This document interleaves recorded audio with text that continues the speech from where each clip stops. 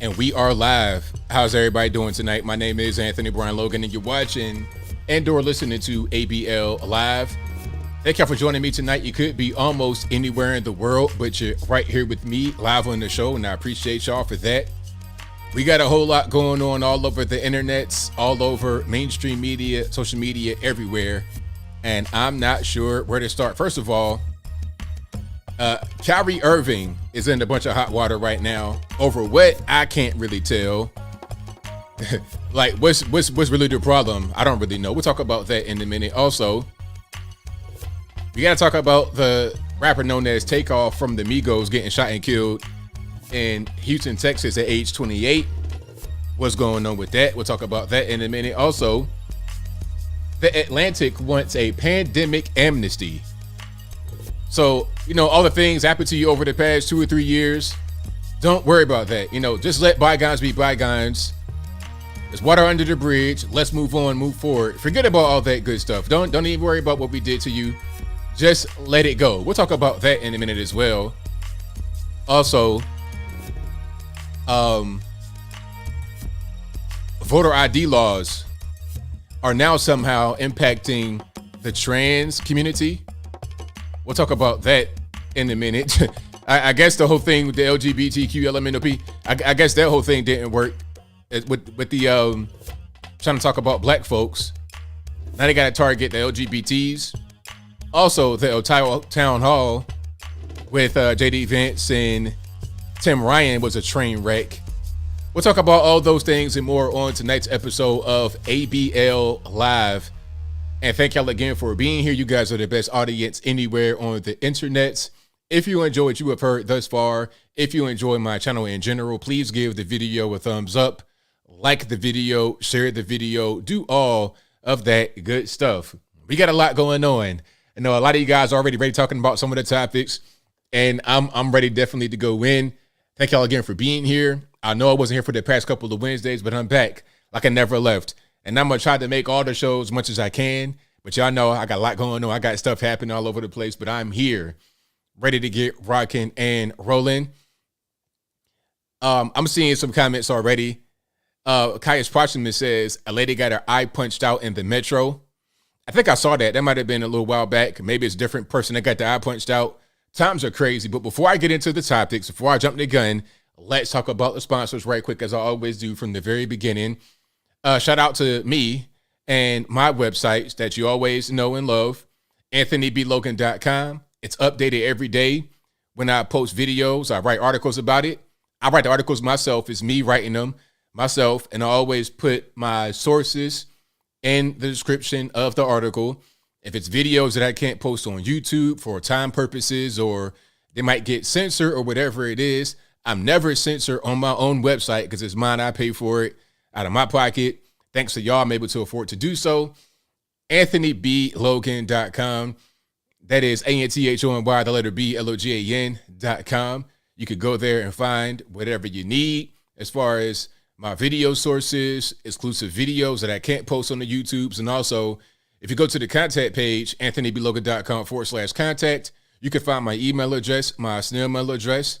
And what else do I have on the website? My social media platforms, Facebook, Twitter, Instagram. I do have a TikTok, but I really don't use it. And they're going to ban TikTok eventually, in my opinion, in the U.S. I think they're going to try to ban it because this has been the recurring thing.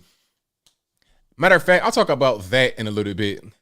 I'll talk about that maybe like the first topic I'll get into after I get done with my sponsors. Okay, because that's kind of an issue. But yeah, Facebook, Instagram, Twitter, all those good things are on the contact page of the website. This is also a podcast you're listening to right now, being recorded live on the YouTubes. If you want to hear this without video, just audio only on your favorite audio streaming platform, just search ABL Live wherever you listen to podcasts the most. It may or may not be there, but I know that I'm on Apple iTunes, Google Play, Spotify, Stitcher, Anchor, etc. But all these links I'm talking about right now will be in the description. Go to ablmerch.com. That is ablmerch.com. We got hats, t-shirts, stickers, hoodies, mugs, and more right on the website, ablmerch.com. Also, am I going to be on True Social? No, because in my opinion, True Social Parler, and Gab are useless because they're just clones of Twitter. I want to go to a social media platform that's different. You see, YouTube is much different than Facebook, obviously, although they could be considered social media platforms to a certain extent. But Facebook is different than Twitter. Twitter is different than Instagram. And TikTok is different than everything else. That's why you have things like shorts on YouTube, because it's trying to be more like TikTok. Same thing with Instagram and the Reels and Facebook. They're trying to be more like TikTok because they brought a different thing to the game. These short videos, you could just scroll and scroll and scroll all day long. Okay. So my point is that Twitter clones have no value, in my opinion. Put it to you this way. Here's a good way for me to prove my point about Parler, True Social, and things of that nature. Here's a good way to prove my point. Now, there's a lot of talk about Trump coming back to Twitter, or I'll rephrase it. There's a lot of talk about Trump being reinstated on Twitter, meaning his account will be brought back. He'll be able to come back to Twitter, but I can guarantee you he won't come back. Why? Well, because if he goes to Twitter, then True Social has no value. You see what I'm saying? The value is that he's over there. Excuse me. The value is that he's over there. Now, if he's not over there, then they lose value. It's some dust in here or something. I'm going to see this a few more times. Y'all pardon me.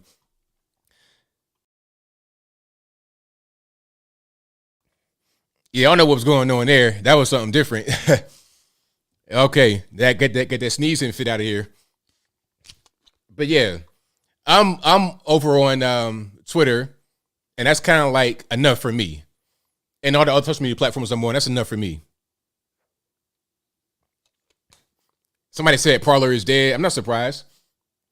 And Kanye purchased Parler, but it won't do him any good, unfortunately. Maybe he thinks he'll be able to make it be a free speech platform. Oh, we forgot about Elon Musk. Matter of fact, I have a great thing about Twitter. I'm gonna show you guys a picture. A good fact check. Okay, this is gonna be a good fact check. I'll get to that in a minute. But let me finish up with the sponsors. I'm getting way off track early. You know the beautiful handmade wooden flags right behind me? That's over at bhedesigns.com. Link for that will be in the description. I do sneeze. That's right, your wellness. I sneeze occasionally. If it's dust, some allergens, or something going on, I do sneeze. You know. But also go to, what's my other website I wanted to go to? I got me off track talking about Twitter and Parler and useless social media platforms. Oh, y'all go to patriotpost.us, the best source of news and information anywhere on these internets. Again, patriotpost.us, 100%. So that's that. Now, let's get to the first topic here. I think I'm going to talk about them trying to ban TikTok. Remember, Trump was talking about banning TikTok when he was in office. And, you know, the problem is it's the data security. It's a problem with security in the data. And because TikTok is a Chinese-owned platform. Now, the excuse is that they have U.S. operations, TikTok U.S., but it doesn't really change anything because TikTok, I think, is partially owned by Tencent. And Tencent, of course, is owned partially by China. If you have any kind of corporation in China, you will be owned by the Chinese Communist Party as well. They're going to have members of the CCP on the board of your company. That's just how it goes.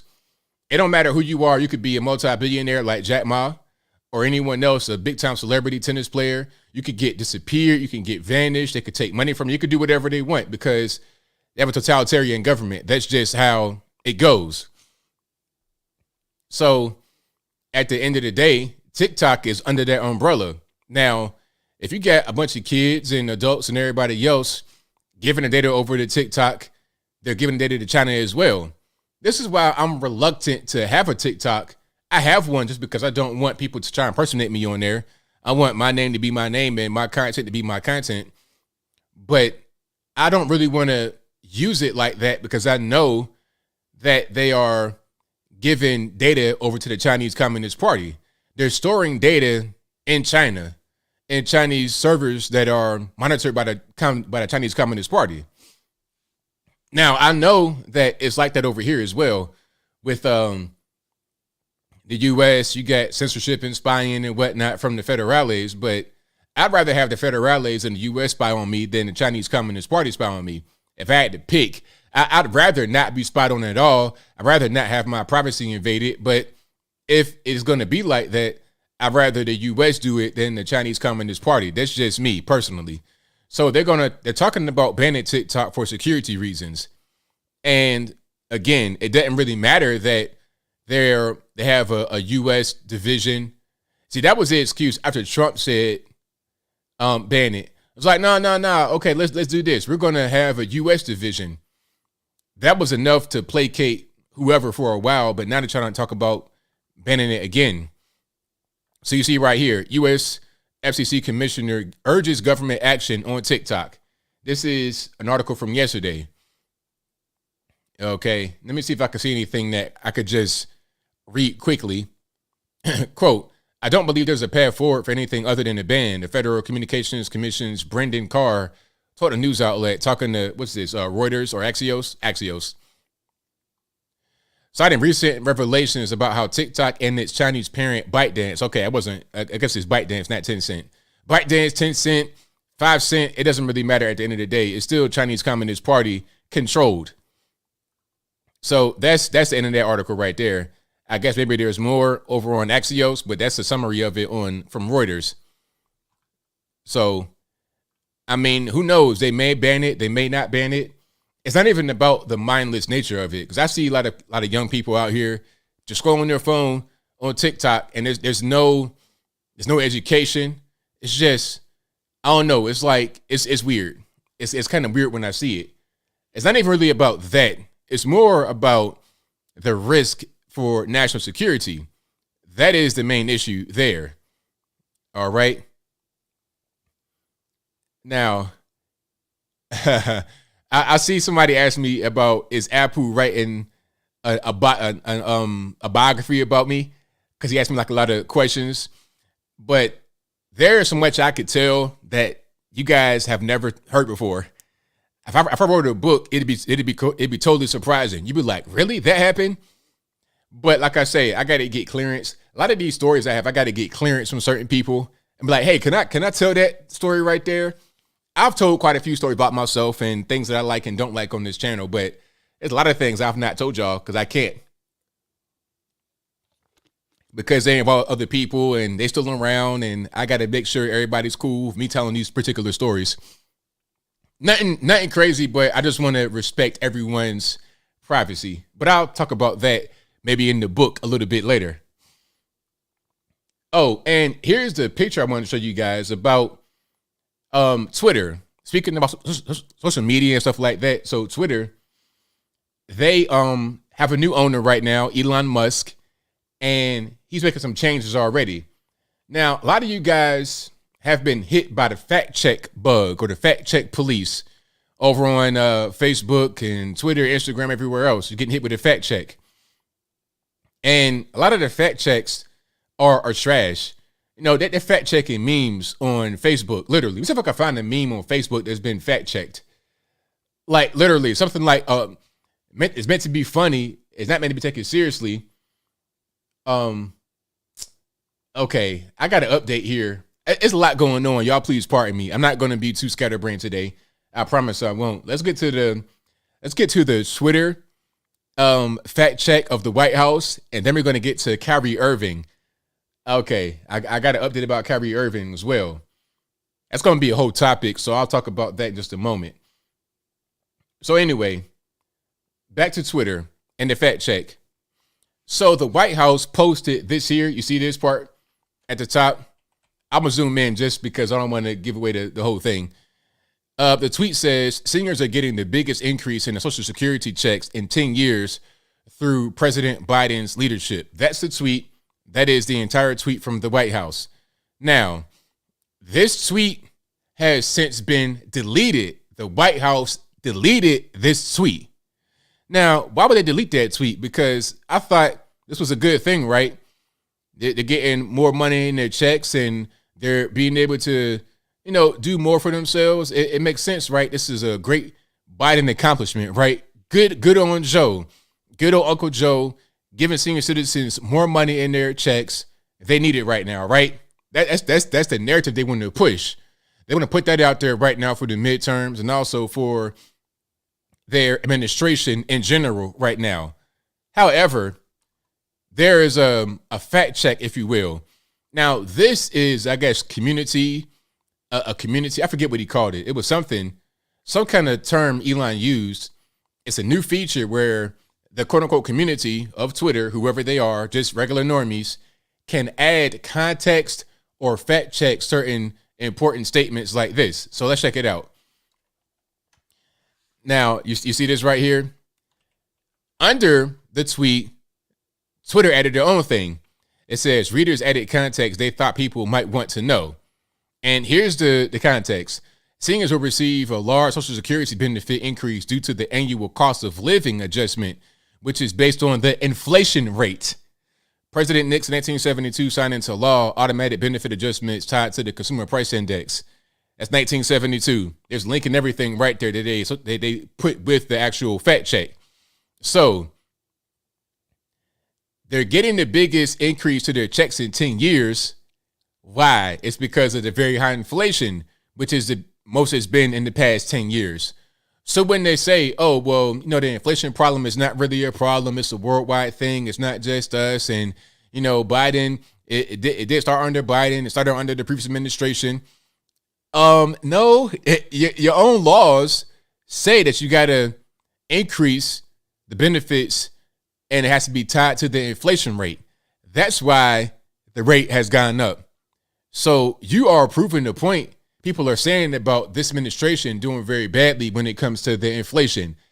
This fact check was so brutal, so crazy, so on point. They deleted this tweet. The White House official blue check deleted the whole tweet because they knew it made them look bad. So I like the brand new Twitter already. This is a brand new feature that came out. And you're talking about fact checking. See, this is a fact check. See, we know what these fact checks are on InstaSnap, Facebook, and stuff like that. We know what they are. It's just ways to make us not seem like we're legitimate news sources, meaning those on the right, that we don't know anything, we're a bunch of morons, and they don't fact check the left. But this right here, this is going to be more of a neutral thing. So if you get a really popular tweet, something like that, that's supposed to be based on fact from an important, blue check type account, let's get a real fact check rather than it'll be stuff like some random, like Facebook is the worst for fact checking. It'll be a random website somewhere in Africa talking about, oh, this ain't really right. And the craziest fact checks would be the ones that say, well, you're right, but, well, if I'm right, then I'm right. What's going on? Huh? What's going on? All right, but I'm gonna try to find a fact check here to prove my point I'm making right now, and you'll be able to see, oh, okay, that's kind of what's going on there.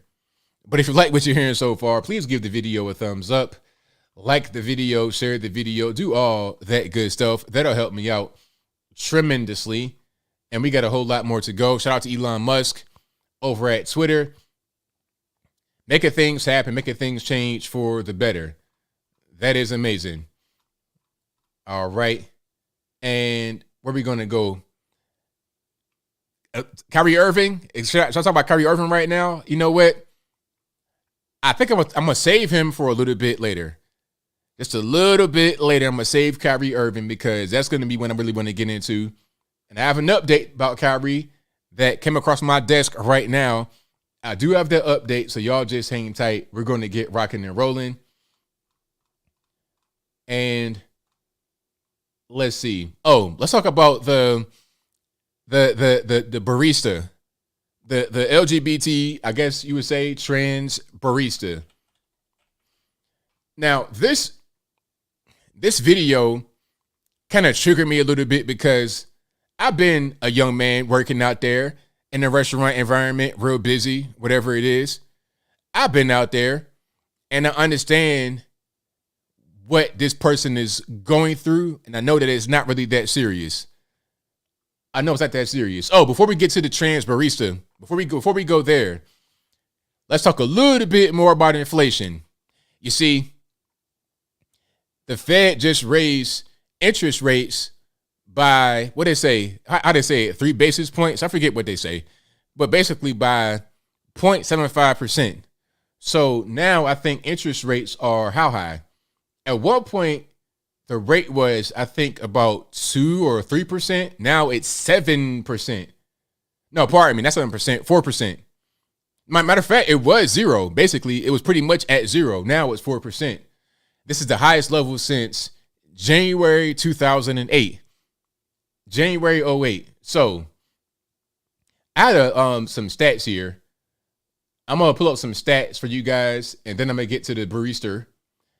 But there's some stats because you got to understand how this is going to affect you. Somebody on my Facebook asked me, how does this affect the average person, the interest rate going real high? That's a valid question because people don't really understand sometimes the interest rate, what that really does. But I'm going to show you guys some numbers here. Okay, this is kind of, it kind of encapsulates the problem with the interest rate going real high, while at the same time your pay is not increasing with the interest rate. Basically, in a nutshell, before I get to this stat, having higher interest rates makes you pay more for things. Now, on the flip side, if you have money in the bank in a normie savings account, you'll be able to get more. You'll be able to get more money back from your savings account, but you're not getting that much anyway. From a normie account, you ain't get that much anyway. So here's what I want to put up on the screen. So 2 years ago, a 30-year mortgage rate was 2.80%. And that's correct. I bought my house 2 years ago, almost to the day, really. Right around this time I bought my house in 2020. And my mortgage rate, I think, is 3%. 3% mortgage rate. That's what I got back in 2020.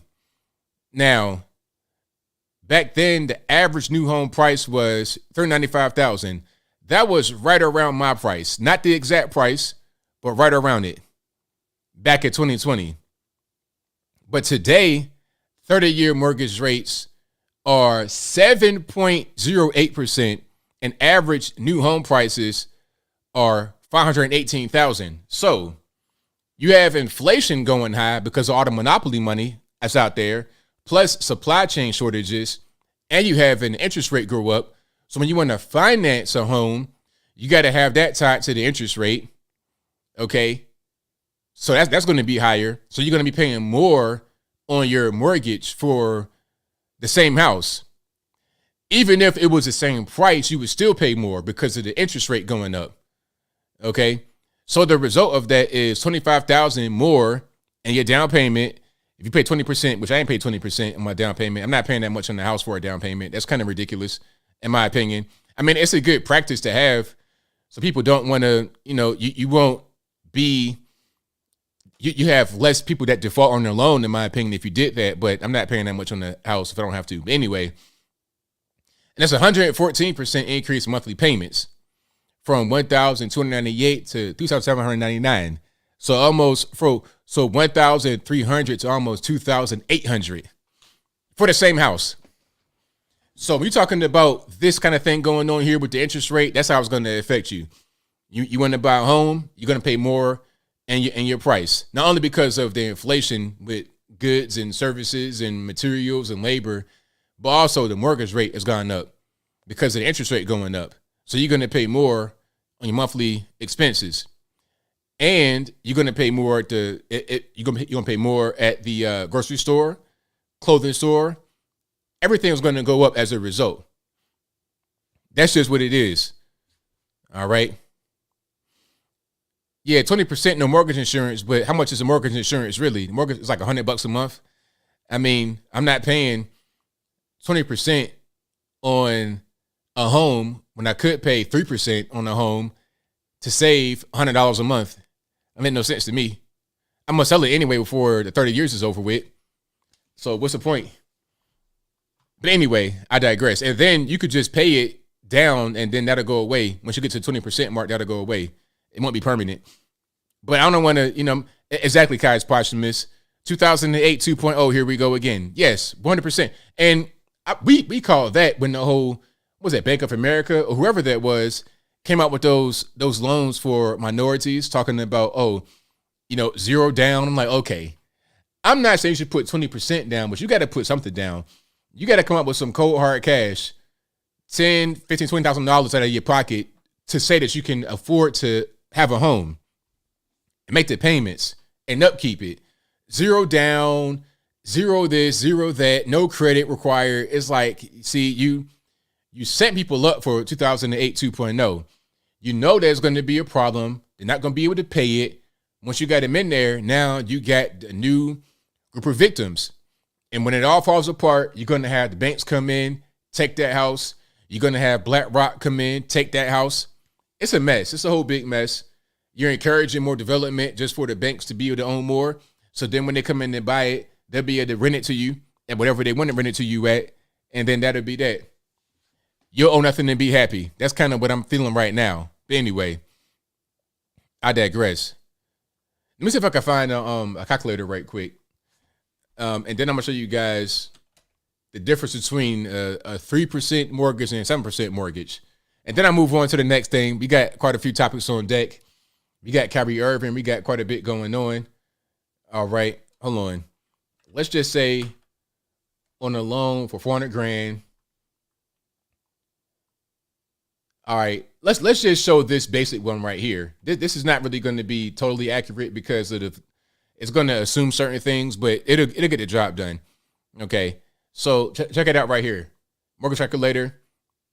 So if your loan is $400,000, let's say you put, it don't really matter.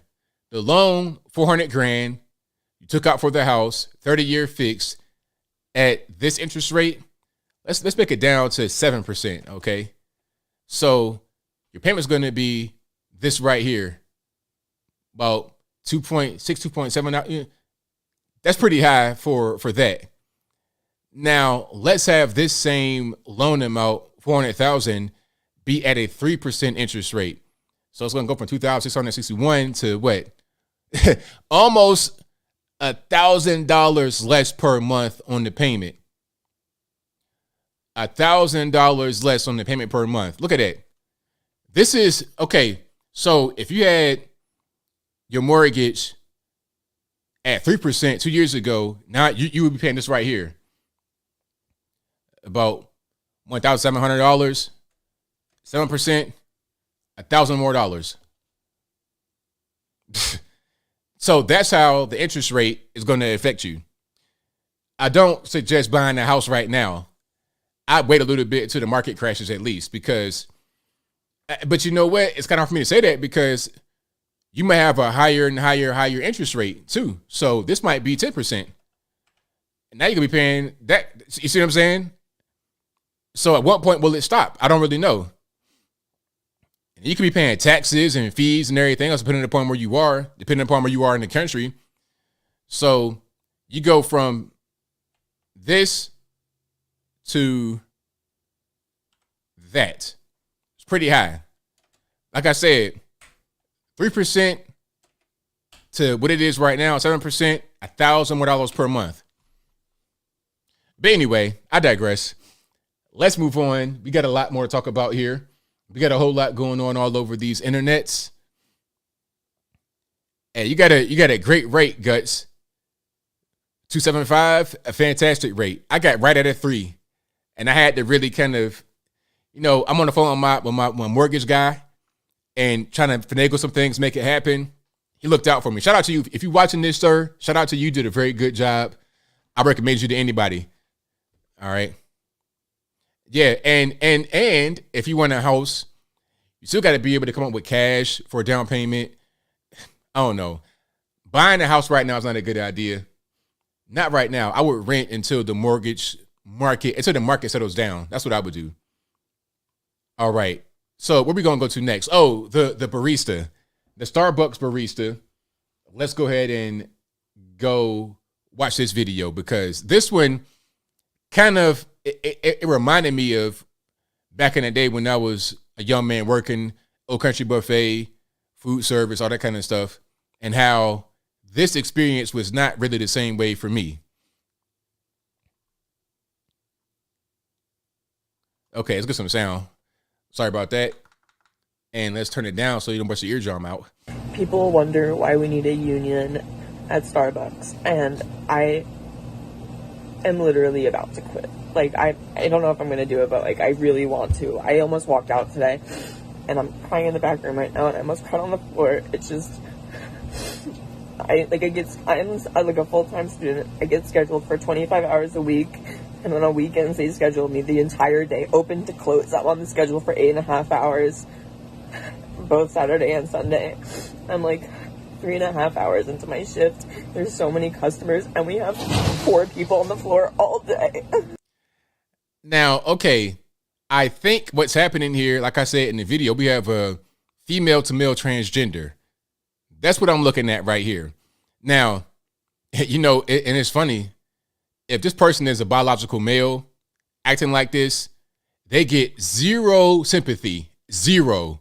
You crying on the job, sir? Look, man, can I get my mocha latte right now? Grande, hot. Can I get that right now? Like, I don't got time for your tears. You know what I'm saying? I put my mobile order in 20 minutes ago and it's not here. Where is it at?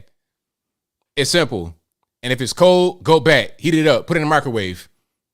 I wouldn't be like that. I'm a nice guy. I wouldn't say all that. You know what I mean? I'm just saying that's how it is for people. That's how it's like, look, I don't care about these tears, sir. I want my mocha coffee latte, whatever y'all call it. I want my pumpkin spice right now. I don't got time to waste. And you wasting it. So let me get that back. I don't have time and you wasting it. So what are we doing? However, if this is a woman and they appear to be a woman, they have a woman, you know, they got the long hair, all this and that, little, you know, they're kind of dainty, kind of short, small or whatever. You give them a pass a little bit, kind of. If they in the corner crying, it's like, okay, I can kind of give you a pass. Maybe that's me. I'm kind of soft when it comes to like, you know, the young ladies, and I see them crying, I'll be like, oh, you know, it kind of touches my heart. If I see a man crying at Starbucks overworking too much, I'm like, sir, you better get it together, man. Tighten up. You know, like if it was my little nephew or something, I punch him, man, get off the ground, stop crying, and get back to work. But if it was my niece, I'd be like, oh, you okay? you all right? You want to call your mama right quick? Anyway, when I was a young man, I used to work Old Country Buffet. Y'all know it. And I had a grand old time. We'd be in there, open to close, Saturday, Sunday. And I was a full-time student. I'd be in there whenever I could. I'm trying to get max hours. I'm trying to get this money. My max pay was $8 an hour in 2007. Okay, I'm 22, 23 years old, living at home with mom. All I got to do is pay for my car. I had no car note, but I had a car.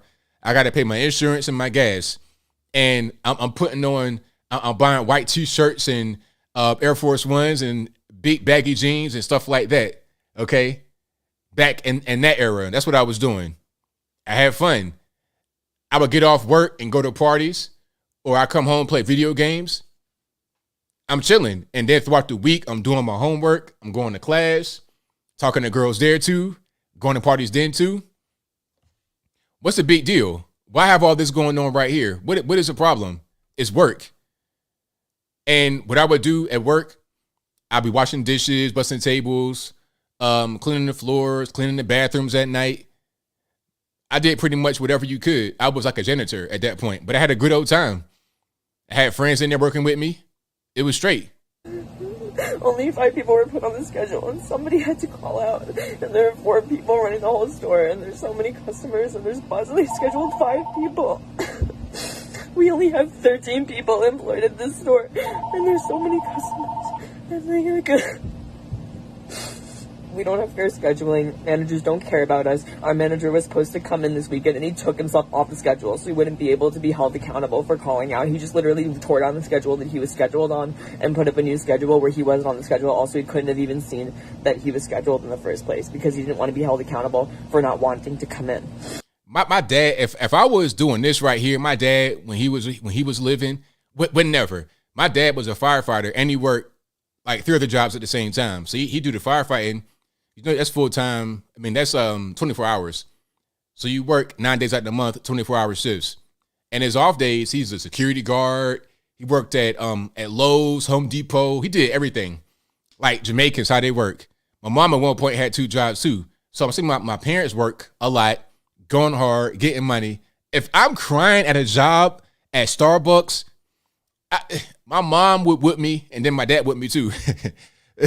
Like it wouldn't. This would not be tolerated in my house. I always worked since I've been 16 years old. I was trying to get a job at 14 years old, but I just didn't know how to go about getting a work permit. But I was trying to get a job at 14, trying to get money in high school, 9th grade. And I've always had money. I've always worked. I've never been kind of a lazy bum doing nothing. I'm talking about how many years now? What, 22 years working consistently, never with no pauses ever. They don't want to help us. We need a union because this can't happen. This can't happen. We need fair scheduling. We need managers to hold themselves accountable for helping their workers. They refuse to turn mobile orders off. We need the liberty to be able to do that because there's so many mobile orders and I need to get through all of them. And then people are yelling at me because I don't have their orders ready and they don't know what to do. I can't do it. And a customer was misgendering me today, like really badly. I didn't have their order ready. And so they were just like talking to each other and they're like, she's clearly incompetent. I have a full mustache and beard. Like I said in my video, I've seen just a regular normie lunch lady with a more impressive beard and mustache combination. I'm telling you, Miss Johnson with the square pizza be having a Fu Manchu, what else? Attila the Hun, Karl Marx, Frederick Douglass, all that. The whole beard combination, right? That's what I've seen as a young man. And this is not some kind of gender bender. It wasn't no trans going on. This is just Miss Johnson, the nice lunch lady, got a full mustache and beard. Okay? But I never thought Miss Johnson was a man. I just thought she had a beard. You know, isn't that like heteronormative to use their words? They'll say, hey, don't assume my gender, but I should assume it because you got a mustache and beard that makes you a man. Is that what that does? I don't know about that one. I don't know. Because how about if I have a clean face? Am I a woman at that point? Is that how that works? I'm not really sure. But yeah, shout out to Miss Johnson, the bearded lunch lady. Nicest lady in the world. Go through with that hot square pizza on deck on a Tuesday. Hey, you got my vote. What the fuck? I don't get accommodations for being neurodivergent. I don't... I can't use, people get mad at me for using my sick time. I don't even know what to do anymore. I'm like at my wit's end with this job. I really am. So yeah, that's what's going on right now in our generation. Not all not all you guys that are young people are going through this or like this, but I see this a lot. You know, and I see just the overall people just don't want to work.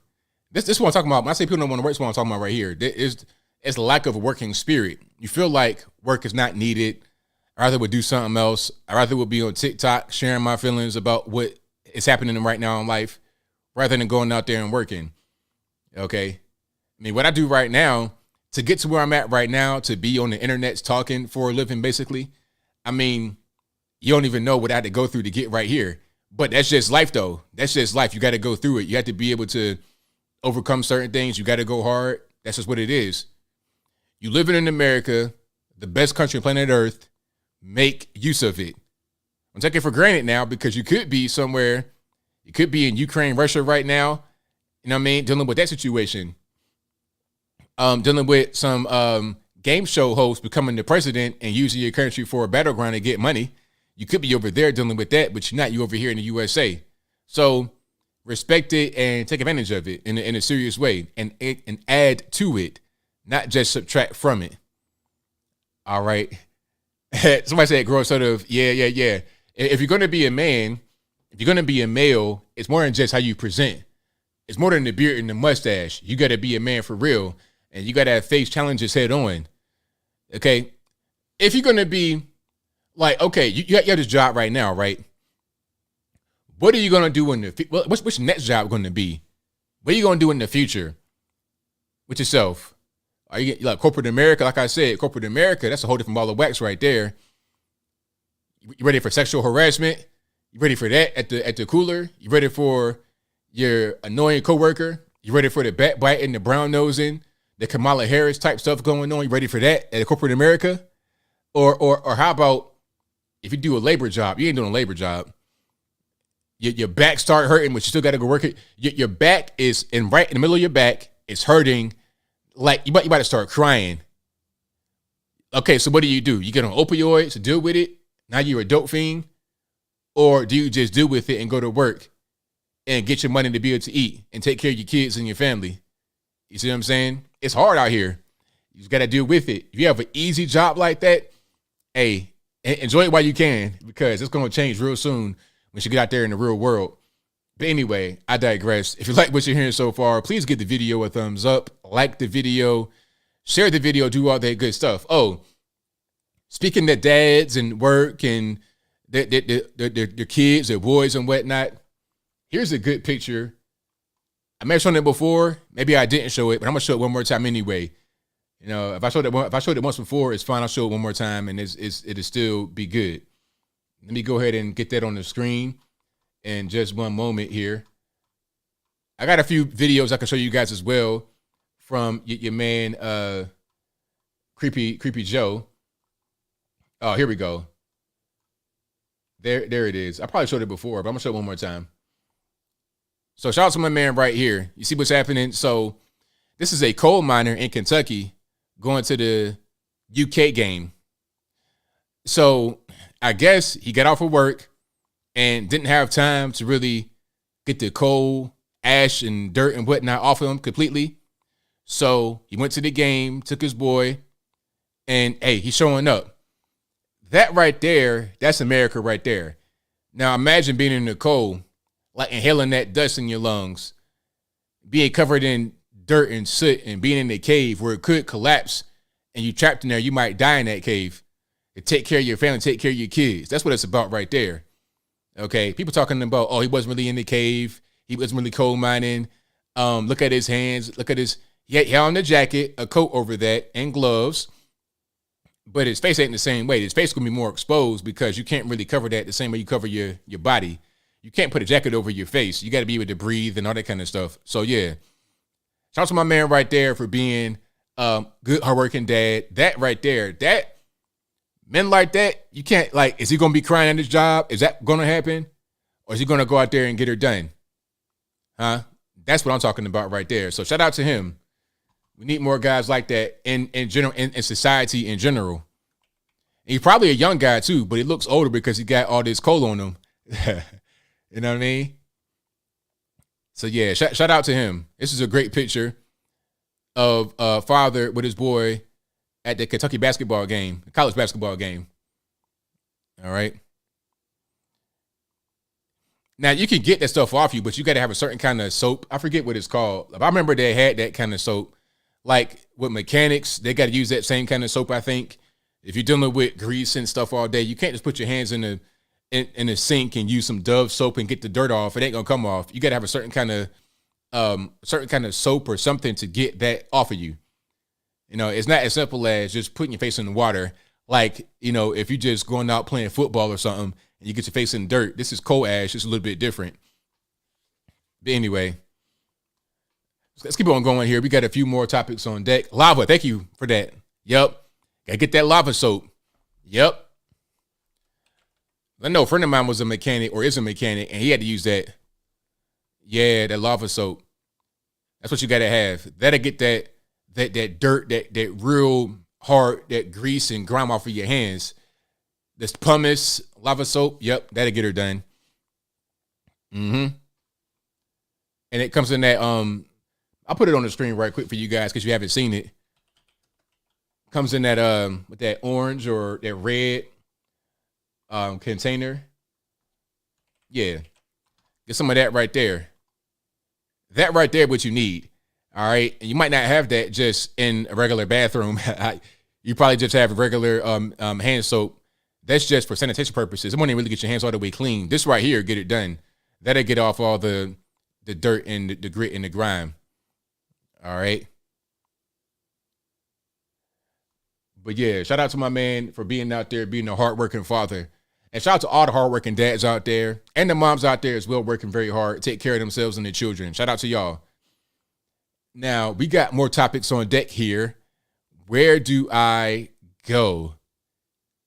Kyrie Irving right now. I want to get into Kyrie Irving right now because this is really important to me. Now, Kyrie Irving, as you may know, maybe you remember Kyrie Irving. I've done stories on him before. Kyrie Irving got in trouble, I think it was last year, because he didn't want to get vaccinated. You see, they had a vaccine mandate in New York City, and he plays for the Brooklyn Nets. So obviously he plays in New York City, and there was a vaccine mandate for the athletes on the team because of the city mandate, if I'm not mistaken. Not even an NBA mandate, because there are certain guys in the NBA who are not vaccinated but don't have any kind of problems. Like my man Jonathan Isaac from the Orlando Magic is not vaccinated, but he's able to play because he's not in a state that has, or a city that has a vaccine requirement. But Kyrie Irving was in New York City, or it is there. They had a vaccine requirement. He didn't want to get vaccinated. That was a problem. He missed a big portion of the season, like almost the entire season, because he was not vaccinated. And he came back toward the end when the vaccine mandate was lifted for like athletes and entertainers specifically. It wasn't even for everyone. It was so weird. There was a vaccine mandate for pretty much everybody. Then it was, okay, not for if you're coming into the city, if you're an athlete or entertainer, you won't have to have the vaccine. And then it became private workers, you won't need it. And then the court action came down to make them not require city workers to have the vaccine either. And they're going to get back pay if they got fired for being unvaccinated by the city. But anyway, different story. So Kyrie Irving was already in trouble right there. People were trying to say, oh, he's stupid. He's a selfish teammate. He doesn't want to get the vaccine. They should cut him. They should trade him, all kind of stuff, right? A lot of your talking heads in sports media said this. But now that we know that the vaccine can't do what they said it was going to do, meaning prevent the spread of the virus. Now that we know that, that means he was right the whole time. What was the point in him getting the vaccine if it can't stop the spread of the virus? So he was right from the beginning, but they attacked him for his stance. Oh, he's not a good teammate, all this, that, and the third. So now they still don't like Kyrie Irving. And his latest issue is that he posted a link to, I think it was a movie and or a book. And I don't want to say the name of the book wrong, so y'all please give me a second. So the book is by Ronald Dalton, and it's called Hebrews to Negroes, Wake Up Black America. That's the name of the book and movie. And Kyrie Irving posted this on his Twitter. And the reason why he posted it, he said that he went on Amazon and looked up this. Because his name, Kyrie, I think it means something. I forget what it meant. But he's like, look, that's the reason why I posted it. It's not that deep. But they're saying the book is full of, quote unquote, anti-Semitism. But they don't want to say exactly what in the book and or movie is anti-Semitic. You see what I'm saying? My thing is, if you accuse somebody of doing something, give me what they actually did. If I get locked up, hey, what did I do? Don't worry about it. I'm in court. Hey, what did I do? Don't worry about it. You committed a crime. What's the crime? Don't worry about it. Well, what crime did I commit? Is it a violent crime? Like, be more specific. What did I actually do? Matter of fact, let me see if I can find the clip he's talking about it. I'm going to find that clip and give more context. And then I'm going to talk about what's happened since then, because there's an update to this story that I've not posted in the video on my channel. But let's get to the actual backstory first. All right. Hey, and also shout out to all the pure bloods out there. I'm one of you. I'm a pure blood. Shout out to y'all. And to talk about that right quick, the whole pure blood thing. I knew from the beginning this would be a dangerous vaccine because it's brand new. Common sense told me don't get it yet. Why? It's brand new. You don't know what it's going to do to you. You don't know the long-term effects. I watch TV occasionally, and I'm seeing commercials for mesothelioma and what else? All kind of stuff. If you were on a ship, Camp Lejeune, oh man, the Camp Lejeune stuff. I've seen all these commercials where they come about 20 years later talking about you can be part of a class action lawsuit. You want to be part of this and all this and that and the third. So I know common sense tells me don't get it right away. A lot of you guys were forced to get it, and I understand. I'm not trying to judge you for that. You got kids to feed. You got to feed yourself. I get it. I understand. But I had the choice to not do it, and I took the choice not to do it. It was all kind of shaming language. Oh, you should get it. Protect yourself. Protect your meemaw. Meanwhile, we know now that that was just total nonsense. It was a way to scare us into getting it. And I feel like there's a financial motive behind it as well. There's some money behind it. So that's why they told us to get it. That's part of the reason why, in my opinion. So let's get to the part where they're talking about what he posted. If I can just skim through this right quick, I will. Let's get some sound, and let's keep rocking right here. And it's a title given to Christ, Philippians 2:11. And my name translates in the Hebrew language as Yahweh. So I went on to Amazon Prime. I was like, you know what, let me see if there are any documentaries on Yahweh. So went in the search bar, typed in Yahweh. That came up. Went out and shared it on my platform. That was my night. In terms of the backlash or what people... So that was it. That's all he did. What he said right there, in 20 seconds or less, that was all he did. He was trying to find information about his name because it translates into Yahweh. Yeah, I know Yahweh God. Now you get into the Hebrew language. So he typed it into the search bar on Amazon Prime. That came up. He reshared it. That's it. That's all he did. Now, as a result of that, oh, he's anti-Semitic. He's an idiot. He's a moron. He should get cut. He should get fined. He should get suspended. Huh? Now, you may not like the book or the movie that he was talking about, but is it that serious to get suspended for posting it?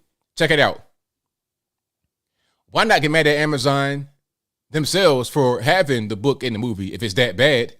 If it's that bad, why are you hosting it? Why would Washington Post write a hit piece on Kyrie Irving for posting a thing that they got from their own website? Washington Post is owned by Jeff Bezos, who owns Amazon. So if Washington Post says Kyrie's wrong for what he did, why aren't you guys wrong for hosting the material? How does that work? How do we really just make that make any kind of sense? I'm not wrong for having the book, but you're wrong for reading it. So dumb. It's so dumb. But anyway, so there's all kind of stuff going on. I think Shaq and Charles Barkley were talking about it, calling him an idiot. Let's see if I can find that audio right quick, and then we keep on moving right here. We'll keep on rocking and rolling. If you like what you're hearing so far, please give the video a thumbs up. Like the video, share the video, do all that good stuff. Here we go. Now, this is going to be audio only because if I have the video, they're going to try to give me a copyright claim. And we don't want that to happen right now. We got to keep the stream up and going. All over social media. Do you ever put something out there, Shaq, that does not represent something that you feel? I was probably one of the first guys on Twitter. And when I realized the power it had, I knew I had to be very responsible. Followers, platform, whatever you call it, I knew I had to be responsible. I try to make people happy. I try to make people smile. My formula has always been the same. 60% to make you laugh, 30% to inspire you, and 10% whatever I'm selling. You have to be aware of what you're doing. Kyrie, you got to be aware of what you're doing. You can't go out there and post random things because it'll make the people at the top, like Adam Silver and all these other guys, they're going to be upset. So don't do it. Just be a lemming and do whatever they say. And you have to be aware that sometimes when you put stuff out, not everybody's going to like it. Some people are conscious, some people are not. I can tell he's not conscious. He doesn't really care what's going on. But us, I know that the game that we used to love and we promote, it brings people together. And it hurts me sometimes when we have to sit up here to talk about stuff that divides the game. Now we got to answer for what this idiot has done. I stand for equality of all people. I've always been like that. Don't matter what religion, don't matter where you're from. I could say shalom, salam alaikum, ni hao, say bon, because that's how I was raised. So I don't really want to sit up here and answer questions for what he's done. But what are you talking about, Shaq? You're saying the exact same thing that Kyrie said. Kyrie got up there and says, I respect everybody, all religions. I don't have any kind of hatred toward anybody. He said the exact same thing that you're saying. So how is he the idiot and you're the smart one? I respect everyone, all the religions. I say ni hao. I say Yahweh. I say everything. I'm better than Kyrie. He's nobody. I hate Kyrie. Shaq, what are you saying here? Don't worry about the ABL. Go on with the show. You know, if you're looking at me, it's my job to make people happy. I can't speak for him and, you know, answer for you know, what he's doing. It's obviously by his answers and the way he answers, he doesn't really care. Okay, let's go back. Let's go back to Kyrie right quick, because there was more that he said right there that I want to highlight right quick, because it needs to be highlighted. It needs to be highlighted. Let me see if I can find it right quick, because I don't want to take too much of your time tonight. And if you like what you're hearing so far, get a video a thumbs up. And it's I live my life that way. Excuse me. I grew up in a melting pot, and I say a melting pot of all races: white, black, red, yellow, Jewish, Christian, Muslim, and you can see the way I live my life now. I'm not here to be divisive, so they could push their agenda. I don't want to say they, because I'm not identifying any one group or race of people, but I'm in a unique position to have a level of influence on my community. And what I post does not mean that I support everything that's being said or everything that's being done, or I'm campaigning for anything. So he said the exact same thing that Shaq said. He said it before Shaq said it. Shaq repeated Kyrie Irving, but somehow Kyrie's an idiot. I don't understand. I don't get it. Now, there's an update here. That's the backstory. So Kyrie put up a video, well, it was a movie and or a book that somehow deemed as anti-Semitic. It's called From Hebrews to Negroes, Wake Up Like America by Ronald Dalton. That's the name of the book and movie. He posted it. People got offended. They said it was anti-Semitic. They don't say why, but they just say it's anti-Semitic and leave it at that. Now, let's go to the update here. Hold on. Okay. So here we go. Let's put it on the screen. The Nets, Kyrie Irving, and the Anti-Defamation League, the ADL, announced that Kyrie and the team will each donate $500,000, $500,000, quote, toward causes and organizations that work to eradicate hate and intolerance in our communities. Okay. So that's the update. And there's a whole big statement right here. Do I want to read this essay? What's this? The Iliad? What is this? Okay. Yeah. I'm not really going to read this whole thing. So here's a statement from Kyrie, quote, I oppose all forms of hatred and oppression that stand strong with communities that are marginalized and impacted every day, said Kyrie Irving. I'm aware of the negative impact of my post toward the Jewish community. I take responsibility. I do not believe in everything said in the documentary was true or reflects my morals and principles. I'm a human being learning from all walks of life, and I intend to do so with an open mind and willingness to listen. So from our family and I, we meant no harm to any one group, race, or religion of people, and I wish to only be a beacon of truth and light. Okay, that's what that is. So all of that over one Twitter post, all it is. A shakedown, really, in my opinion. A shakedown. So again, one more time, the name of the book and movie. I'll put it on the screen for you guys so you guys can see for yourselves if it's anti-Semitic or not. Because people are talking about it on Twitter and everywhere else, saying how bad it was, but none of them actually read the book or watch the movie. They just take someone else's word for it.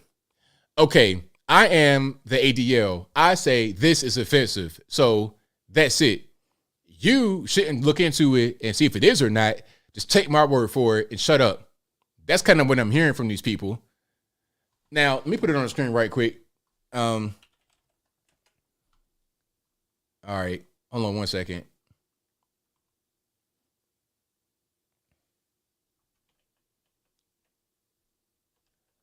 All right. Let's make sure that we don't have that part in there. Matter of fact, I got my information on it. Hold on. I'm going to just put up the actual book.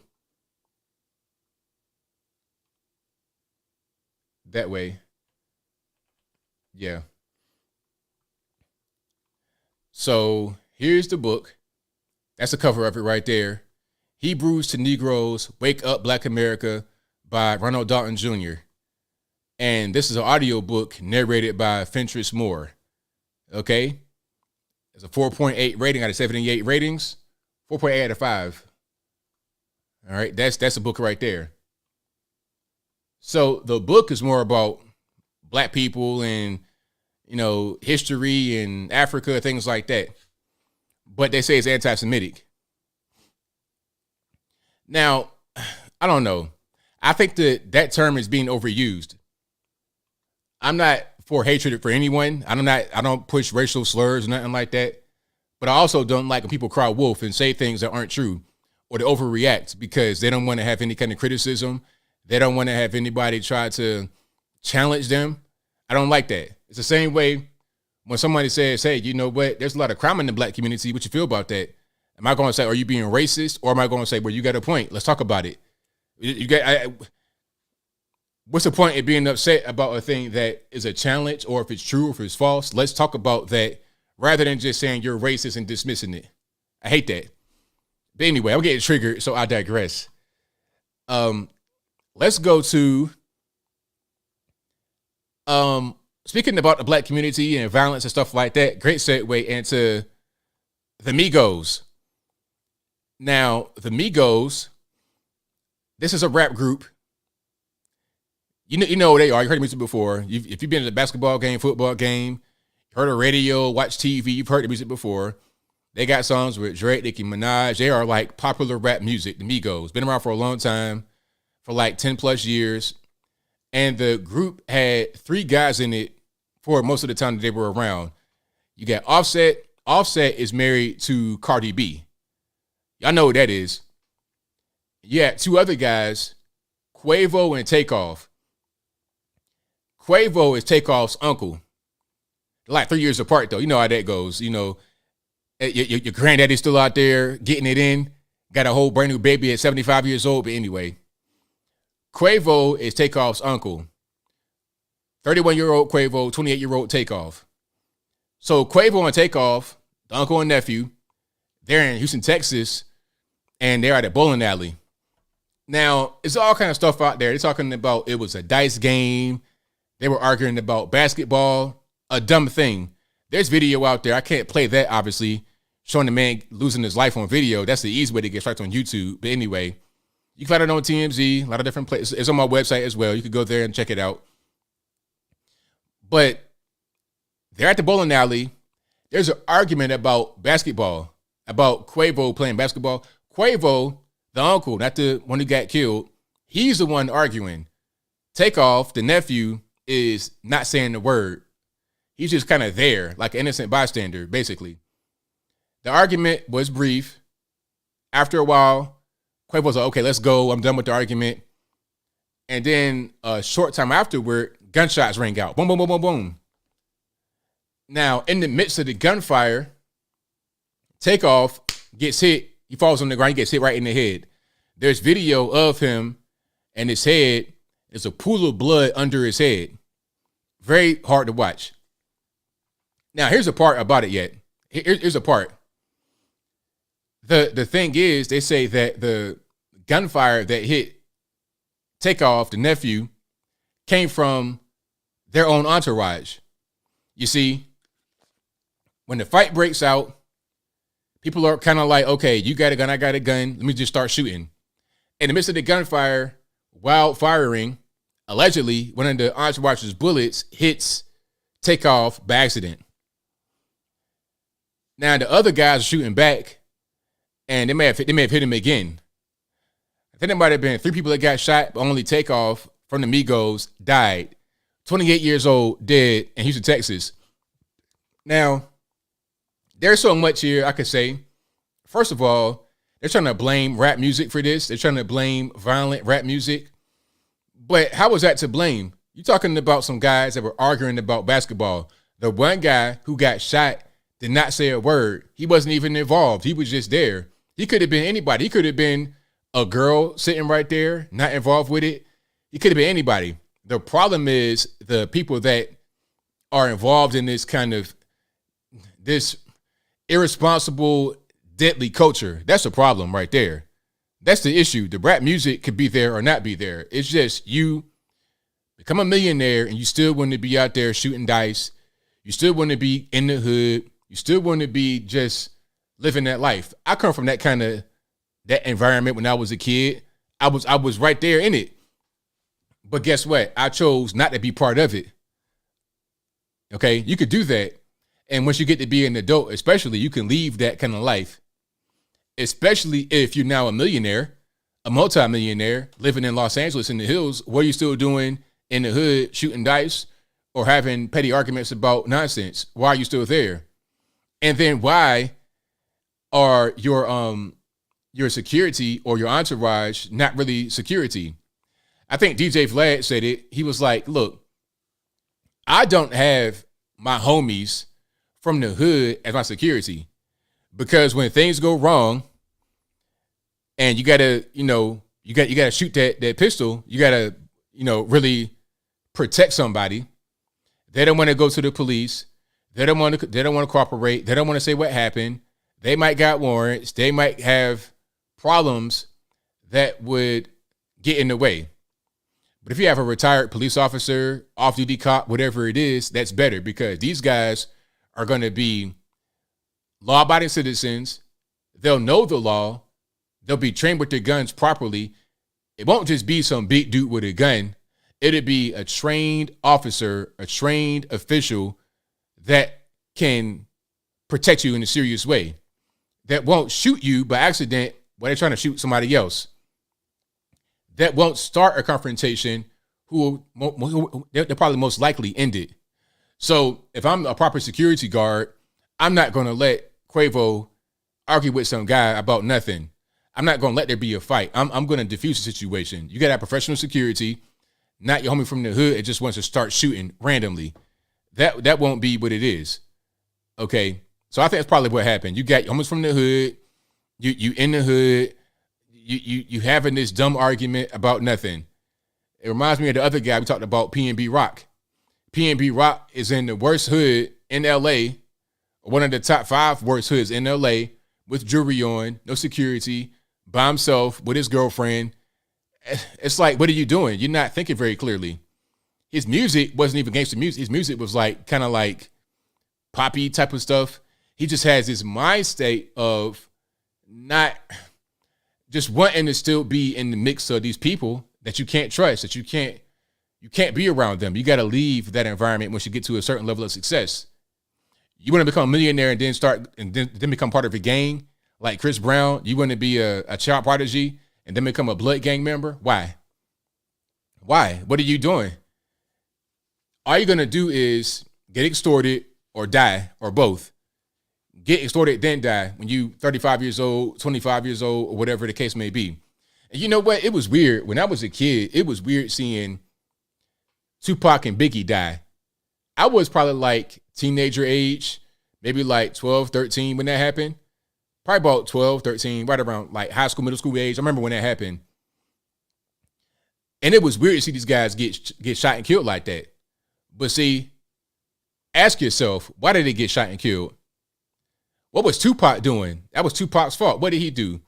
Get into a fight with a known gang member, Baby Lane, Orlando Anderson. And then Baby Lane, of course, is going to go back and get him because now I done got embarrassed in front of my hood. I'm in the streets. I'm gang banging, I'm thugging. That's all I got. I'm not a millionaire like you. I'm not famous like you. So you beat me up in front of my people, in front of my hood. Now I got to kill you. That's what that was. You shouldn't even really be in that environment to do that if you are a multimillionaire.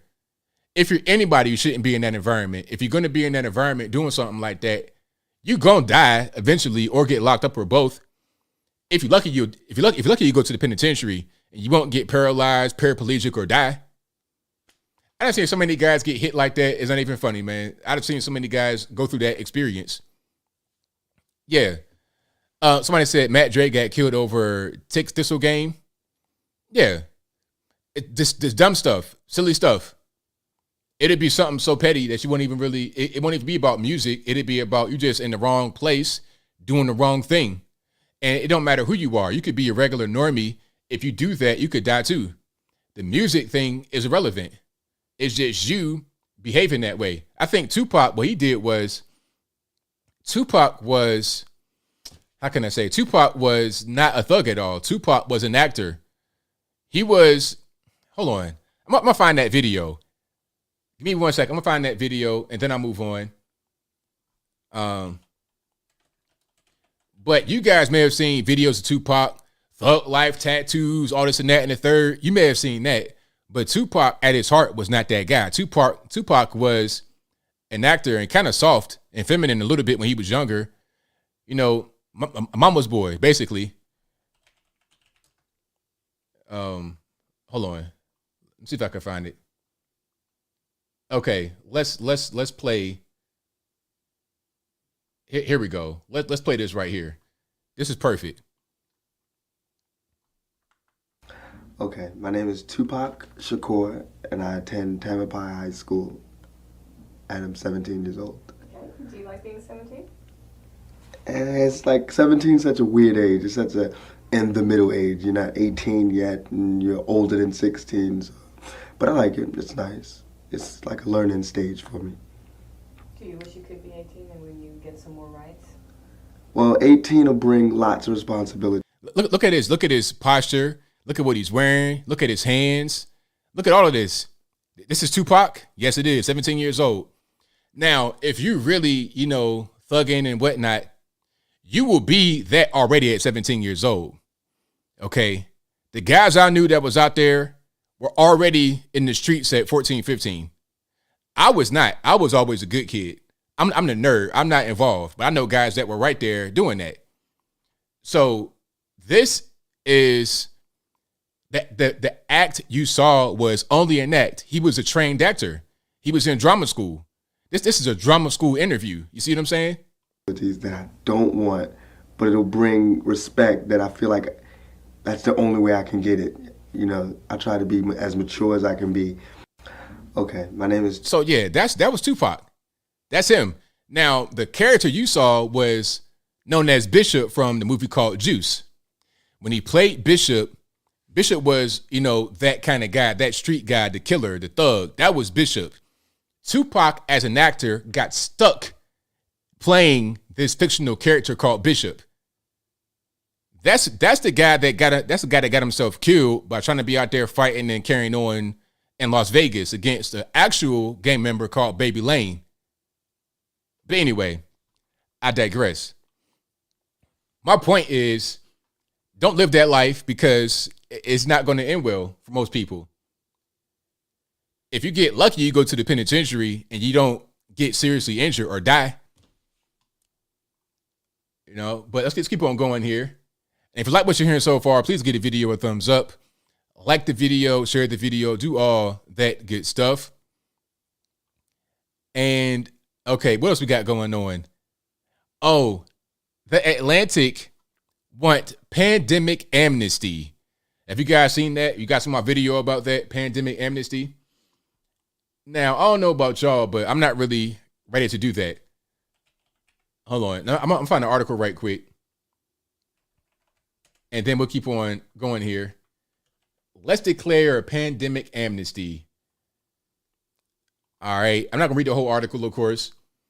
But you see what it says. You see this right here. It's like a painting or a picture of a lady wearing the mask. That appears to be an olive branch. I suppose that's what it is right there. I do not want your olive branch, mask Katir, mask Karen, classical mask Karen. I don't want your olive branch. We like, okay, I'll put it to you this way. You know what I'm going to say? I'm going to forgive people in my heart so I can move on. But number one, there's a few things. Number one, I will never forget. I will never forget. First thing. Second thing, y'all going to jail. If I could be just, I don't know, a king and say, all right, you're going to jail, you're going to jail. Anthony Fauci, you're going to be first up. You're going to the penitentiary. You're going to Gitmo. You're making big rocks and the little rocks ASAP. Oh, y'all going to jail. Y'all got to go, man. It's got to be a penalty for what y'all have done to us. For what y'all knowingly have done to us. When you lied and said, oh, You got to wear a mask. It'll protect you, when you knew that was a lie. When you said that you got to get the vax because it'll protect you and your grandmama, when you knew you didn't even test for it, when you had no idea if what you were saying was true or false. Pfizer, Moderna, Johnson & Johnson, y'all got to face penalties. And it can't just be lawsuits. That's part of it. But I need criminal penalties, criminal charges. If I forgive you, that doesn't mean that you won't face any penalties. It's just like if somebody does something to you, like if somebody hurts you very badly, like you get shot, something like that, or something serious happened to a family member of yours, you could forgive whoever did it, but they're still going to go to jail. It's like when you see guys that are locked up, and then they reach out to the victim's family talking about they want to be forgiven, and they forgive them. Okay, but you're still going to be in jail. You're still going to be here the rest of your life. You're 25 years old. Enjoy the next 80 years of your life if you make it that long in this penitentiary. I forgive you. However, the state ain't going to forgive you a prison sentence. How about that? But we'll move on. So the head here says, let's declare a pandemic amnesty. And then the subhead, we need to forgive one another for what we did and said when we were in the dark about COVID. And there's so much gaslighting in here talking about, oh, we didn't know the mask won't work.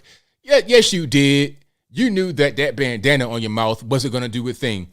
And some things did not make common sense. Social distancing. Okay, so I'm in Walmart, right? I'm in Wally World, and I'm following these little stickers on the ground. That's what they're going to help the virus not spread. And then Walmart's open, but mom and pop shops aren't open. So you guys are quote unquote essential, so you can stay open, but a small spot can't. But I thought the whole purpose was to stop the virus from spreading. So if that's the purpose, then why does it matter if I'm essential or not? If I'm still going to be in the place around people, why not be in a place around people at a smaller spot rather than Walmart or Target or something like that? See, it didn't make any sense. The whole thing didn't make sense from the beginning. Okay, you see China right now, that didn't make any sense either, but they still are going through these things. Okay, social distancing, talking about, oh, we didn't know. What else? Talking about schools, just ridiculous stuff. I mean, hold on. It's an example of what they're trying to say that they want to be forgiven about. Let me see if I can find it. When the vaccines came out, we lacked definitive data on the relative efficacies of the Johnson & Johnson shot versus the mRNA options from Pfizer and Moderna. The mRNA vaccines have won out. But at the time, many people in the public health were either neutral or expressed a Johnson & Johnson preference. This misstep wasn't nefarious. It was the result of uncertainty, meaning you didn't know anything about what's going to happen with these vaccines because they're brand new. You did human trials. You did live human trials on the American people to figure out which one makes the most sense. Okay, throw them out there. Johnson & Johnson, Pfizer, Moderna, throw them out there. Let's see which one works the best. Okay, we getting some people falling out from Johnson & Johnson. We get some death from Johnson & Johnson. Okay. All right, let's go ahead and put that on our notes. All right, how about Pfizer and Moderna? Anybody dead from that yet? Myocarditis, don't worry about that. Let's go ahead and just erase that one. Okay, AFib, all that. Let's not worry about that. Deep vein thrombosis, let's not worry about that. We worried about deaths right now. So Johnson & Johnson is the worst one. Okay, put out Pfizer and Moderna. Okay, it doesn't work anymore. Let's call them boosters. Stupid stuff. But we all knew that was going to be the case from the beginning. We said it from the beginning. People's lives got ruined behind that. Businesses ruined behind that. Families split apart behind that. All kind of things happen as a result of this particular thing. So I want to see people be able to move forward in their life and have a productive, happy life and not be stuck in the pandemic era. However, if you were involved with this and knew what was going on, you knew that the vax was not tested. You knew what we know now. If you knew that, you got to go to the penitentiary. And immediately, Gitmo, like I say, big rocks, little rocks. All right. But it's a lot of stuff in there talking about misinformation. It's a huge problem. No, it wasn't. The problem was the so-called legitimate information. Misinformation was a good thing. Hydroxychloroquine, that was obviously a good thing. They said that it's toxic and all this and that. Ivermectin, what they said it was? They said it was horse dewormer. Remember that whole thing? A Nobel Peace Prize winning medication for humans. Nobel Prize winning medication for humans, been around since World War II or before that, is now all of a sudden a horse dewormer because they didn't want you to take that rather than taking their vaccines, which are now causing all kind of problems. We knew that back then, which I said we were crazy for that. And you still are kind of pushing this thing about misinformation and not saying the right thing, all this and that and the third. Anyway, jail time. Remember the whole thing with jail time? Yeah. Talking about if you're a non-vaxxer, you got to go to the penitentiary. Hold on. Matter of fact, I have a montage. Let me see if I can find it right quick. You guys give me 1 second to try to pull that montage up, and I will get rocking and rolling with that. I'm kind of behind here. I might not be able to get to the Ohio town hall, or you think that might be it. Voter ID, all that kind of stuff. But let me get to that to the montage of those talking about the anti-vaxxers, all this and that. And then we'll keep on rocking and rolling here. But yeah, that whole time was crazy. That whole time was totally crazy. I'll talk about voter ID law in a minute. I will get to that in just one moment because I got a little bit of time before we get to super chats and all that good stuff. Okay. Now I got to dig it out of, there we go. I'll play a little bit of this and then get to the voter ID laws somehow being transphobic. Let's go ahead and roll this right here. If you're willing to walk among us unvaccinated, you are an enemy. What goes through your mind when you hear a lot of the anti-vaccine rhetoric? At this point, it seems criminal to me. Vaccine free and impacting the rest of us. It's like drunk drivers. You got to identify those people and bring them out into the open, so you know who they are. Ich kann sagen, also, sie sind wirklich zu prügeln, sind diese Menschen. Ja, also. Und dann passiert. Now, the person said that people that are unvaxxed should be beaten in the streets. Beaten. They should get beaten in the streets. We can keep people who are not vaccinated away from those who are, given that this is a pandemic of the unvaccinated, then the safer we will be. Gyms, hairdressers, but why not supermarkets? Why not public transport? But don't think you can get on a plane or a train besides vaccinated people and put them at risk. We are looking at a winter of severe illness and death. Oh, remember that? that was crazy, talking about happy holidays from the White House, you gonna die. It's like, really? Is that what we're gonna do? With your nose out of the mask? The dumbest, this was the dumbest thing that I've ever seen in my whole 38 years of living. Unvaccinated. Literally, the only people dying are the unvaccinated.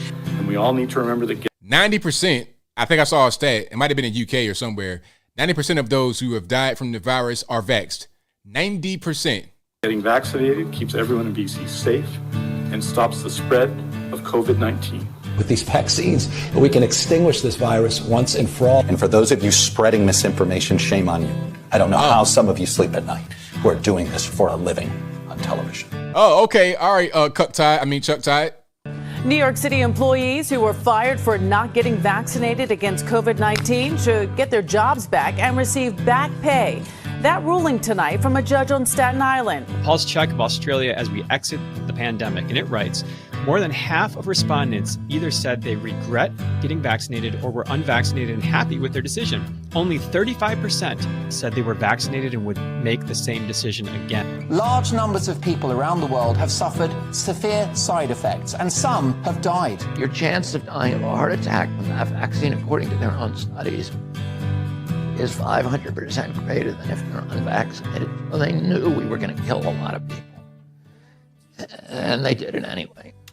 The conspiracy theorists, the Tin Hat Brigade, the so-called anti-vaxxers, who were no such thing but simply wanted personal choice, were right all along. Yes, we were. Yes, we were. Of course we were. I'm deeply sorry for anyone who was inappropriately subjected to discrimination as a result of their vaccine status. Never forgive, never forget, and never again. I mean, that right there sums it up. That sums it up right there. Shout out to whoever made that video. I don't know who you are, sir, but you did a fantastic job on that. Fantastic job on that. That was, like I said, that was the dumbest period of time I've ever seen in my life.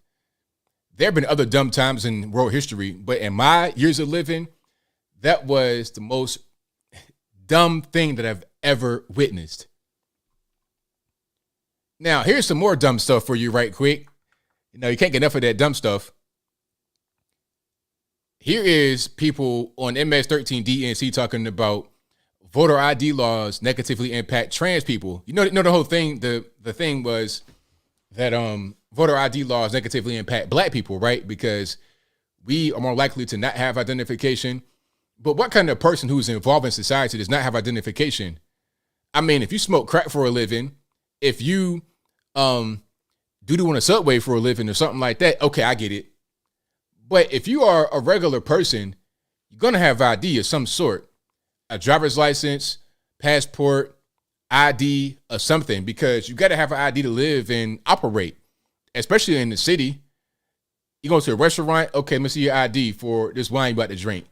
You want to buy some cigarettes, you want to buy a few different things, you want to buy a certain kind of medication, you want to apply for a home loan, you want to apply for Section 8, you want to apply for welfare benefits, you want to apply for Medicare, Medicaid.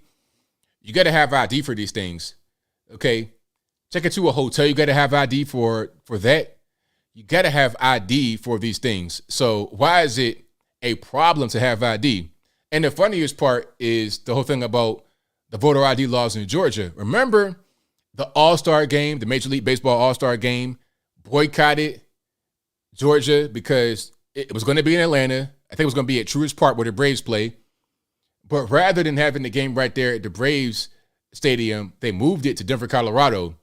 But Colorado had stricter laws on the books as relates to voting than Georgia. But as a result of Georgia's new voting laws, you had a record high voter turnout in a 35% black state, if I'm not mistaken. Let me see if I can get some verification on that. Georgia black population. Okay, Georgia black population, 3.2 million, 33% black in Georgia. And in Atlanta, about 68%, something like that, I would say, in Atlanta City proper, not in the surrounding area. 35% black state, very high black population. They have voter ID laws, had a record turnout. But anyway, so the narrative about voter ID being racist against black people, that's dead. That's dead in the water. That's dead in the water. So now there's a new narrative about it affecting trans people because, you know, you might then change since your last, I guess, picture was taken. Let's go ahead and let's roll the clip. Good to see you. And as Gen Z gears up to hit the polls, transgender voters are concerned they might be blocked from casting their ballots. Yeah, that's because a growing number of states are enforcing stricter voter identification laws that disproportionately impact the community. NBC Out reporter Joe Yerkeba joins us now with more on this. Joe, good morning to you. So first of all, how can voter ID laws create obstacles for transgender people? And where do we see some of the strictest voter ID laws? Okay, first of all, guess those pronouns. This person's name is Joe, spelled J-O with no E on the end. Yerkaba, Y-U-R-C-A-B-A. Guess those pronouns. I don't know what's happening right here. She's giving Rachel Maddow. You know what I'm saying? I'm getting some of those vibes right here. So I can't really tell what's going on. Sure, yeah. So voter ID laws disproportionately impact trans people because trans people are more likely to have IDs without the name that they go by and the gender marker that reflects how they present. Okay, so if you're trans, you might not have an ID with your updated information. So go down to the DMV and update it. Change your name, update it. You moved, you got married, update your ID. You see, when I moved out here and my address changed, okay, what did I do? Matter of fact, I didn't even go to the DMV. I think I did it online. If I had to go to the DMV, take a new picture, okay, go down to the DMV, take the picture, and have that be that. Y'all got time to go to the bar and get hammered all night every night. So why not take time out your day to go to the DMV and update your ID? And if you're going to the bar and get hammered, you got to have an ID for that. And also, let's keep on going here. I'm going to say more about this. And recent research shows that just over 200,000 eligible trans voters in 31 states that both conduct their elections mostly in person and require or request ID at the polls don't have IDs that reflect their gender identities and the names they go by. And, you know, the states that have the strictest voter ID laws are mostly concentrated in the South and Midwest. So Tennessee, Wisconsin, Kansas. So voters there are going to be most. Okay, so hold on. Let's pause right here.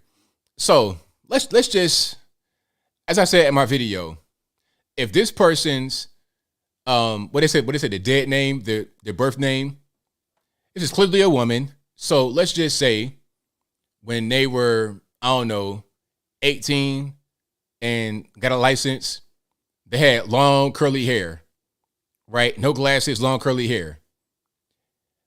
I hate to be the bearer of bad news. I don't want to rain on your parade, Joe. But check it out. You right now in this more dudish outfit does not look that much different than how you looked at age 18 with the long curly hair. I can still tell that's you. Your disguise is no better than Clark Kent and Superman. Okay? You put on a little red cape in the suit and a little swoop bang right here in the front and no glasses. I can still tell that's you, Clark Kent. I can still tell that's you. You do not have on a very convincing disguise. So your ID should still be sufficient, yes? Because that's still you. I can still tell that's you right there. Like, I got a little beard going on right now, right? But my ID is clean shaven. But when I present that, I'm not a whole new guy. I look a little bit different, but I'm still me. You can still tell that's me. Okay? I've like, when I present my ID, nobody says, oh, is that really you? They know it's still me. I'm not a whole new person here, okay? I'm not wearing a mask or a disguise. Same as you. So come on, man. Or ma'am, or whatever your pronouns are. I don't want to misgender anybody like the Starbucks barista. Somebody said Fred Savage. Hilarious. That is funny. Shout out to Fred Savage. But yeah, they know who you are still, sir, ma'am, Sam. So stop playing games. But you know the whole thing about voter ID, that's a big reach. They're trying to say that Republicans are racist or transphobic. They're trying to attack Republicans with the whole voter ID thing because they don't have anything else. What do they have? Okay, these bad candidates that can't move the needle at all. They can't really do much. Oh, and speaking of bad candidates, I'm going to play one clip from the J.D. Vance and Tim Ryan town hall. Now, it wasn't a debate because they weren't together at the stage at the same time. They did separate. So you did a half hour J.D. Vance on the stage by himself with moderators, and then a half hour Tim Ryan. So it wasn't a debate, but it was a town hall. Now I'm going to play the first video where he's getting booed by the crowd because it's a town hall, traditional town hall with a crowd of constituents or people that could be constituents if he was able to win. So let's go ahead and play that right quick. He's talking about January 6th here, which is their most favorite thing to talk about on the left, January 6th. Because again, they don't have anything else. So what are they going to do? Talk about the economy, inflation, jobs, national security? No. Okay, talk about January 6th. Let's go ahead and roll it. The guys who stormed the Capitol on January 6th, they are the lead. They're the leaders. This is what I'm saying. They stormed the Capitol on January 6th. They beat up 140 police officers, killed one. Okay, they killed one.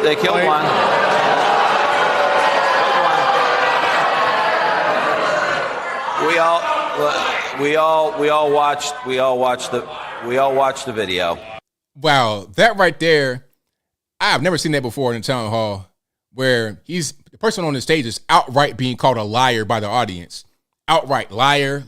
Did you guys hear that? Let's run it back If you guys didn't hear the liar part in the background. They killed one. We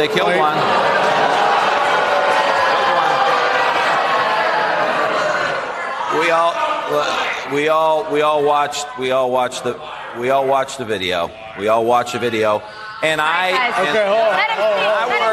Let him finish, please. And I'm happy to have this conversation. I'm not afraid to have this conversation. These are the conversations we need to have in this country. I welcome you. So, okay, Tim Ryan, what you say in D.C., inside the Beltway, by the Capitol, may work among those people, the leftist political people in D.C., but middle America, like, I don't know, Columbus, Ohio, that won't work there. It's not going to work there.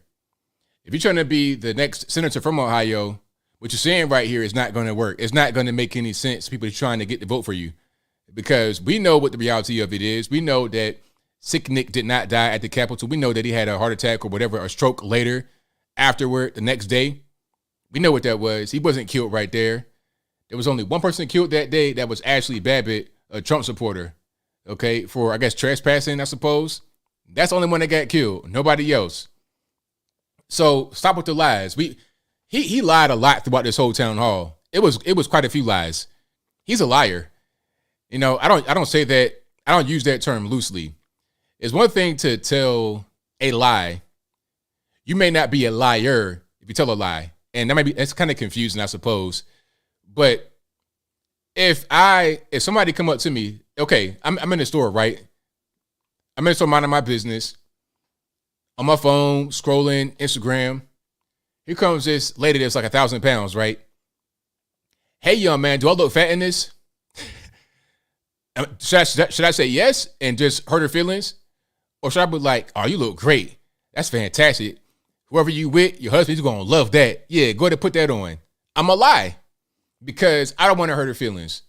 I don't know this lady. She might be going through something right now. She may need that compliment. Am I a liar because I said that to her? She's 1,000 pounds. She is Gilbert Grape, walking around, walking and talking. Okay? Should I be mean to her right there in that moment? I don't think so. But if I just lie all the time about things that I could just tell the truth about and it wouldn't make a difference, like Tim Ryan lying about January 6th, lying about his voting record. Okay, sir, you say you didn't vote to defund ICE, but we have you on record doing that. That's a lie. Don't say you didn't do a thing that we know that you did. You have evidence of it. He did that all throughout the debate. He's a liar. All right, but anyway, I digress. Super chats on deck. Then we're going to get to the calls. The number to call is 434-658-1220. Again, 434-658-1220. All right, let's get to super chats and then we get to the calls. Did I get everything I wanted to get to? The town hall, voter ID. Yeah, I got everything I wanted to get to. Okay, thank you to Apple who says, ask yourself, are you better off now than 2 years ago? High crime, high prices, high fuel costs, no border. But hey, no mean tweets. Vote accordingly. That is right. Thank you for that. Also, Apple says, deep state got to Elon. He's compromised. Sad. What happened? I didn't see what happened. Also, Democrats. Oh, hold on. Kaya Sposhman says ABL. A lady got her eye punched out in the metro.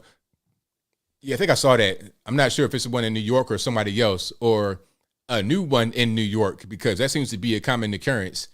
The brand of New York City, as Eric Adams would say, appears to be crime, chaos, and violence. Not being safe. That seems to be the brand in New York City. But anyway, let's see. Thank you to Apple again, who says Democrats talk George Floyd, Breonna Taylor, and Emmett Till, but they conveniently avoid talking about Seth Rich, Tony Tempa, and Kate Steinle. Of course, they don't want to talk about that. That's not going to help them be able to succeed in elections. Thank you to Linda for being an ABL supporter. Thank you to Apple again, who says deep state fudging the Pelosi break-in. Surprised? I mean, that whole thing was fishy from the beginning. They're saying, oh, if you put out misinformation about that, you are part of the problem. But check it out, though. See, the thing is, the thing about that is, how can I say this? You're not putting out information that we need to be able to figure out what's happening. So that's not our fault. That's your fault. They get to Apple again who says Pelosi had video surveillance, but no one watching. Yeah.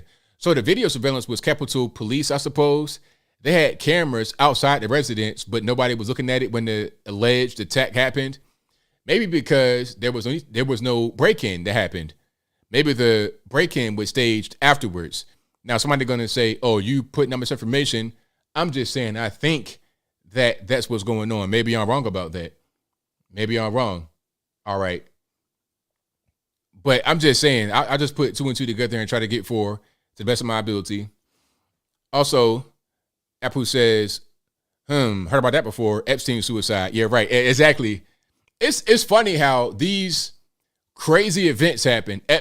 Jeffrey Epstein, one of the most famous prisoners in the world, he dies of quote unquote suicide, and there's no cameras watching conveniently, but there's cameras around his cell the whole time. And the guards are not watching. The guards are on their phone, on Amazon, going shopping, buying vape pens and stuff like that conveniently. And then with the Nancy Pelosi, Paul Pelosi house, and nobody watching the camera, and some guy in his drawers and his underoos breaks in with a hammer, with the glass going outside rather than inside, defying physics, and nobody sees what happens. The police get there. They're on the ground wrestling, probably both in their drawers over their hammer. And when the police are there, at that point is when the guy beats him with the hammer and not beforehand. It doesn't make any sense.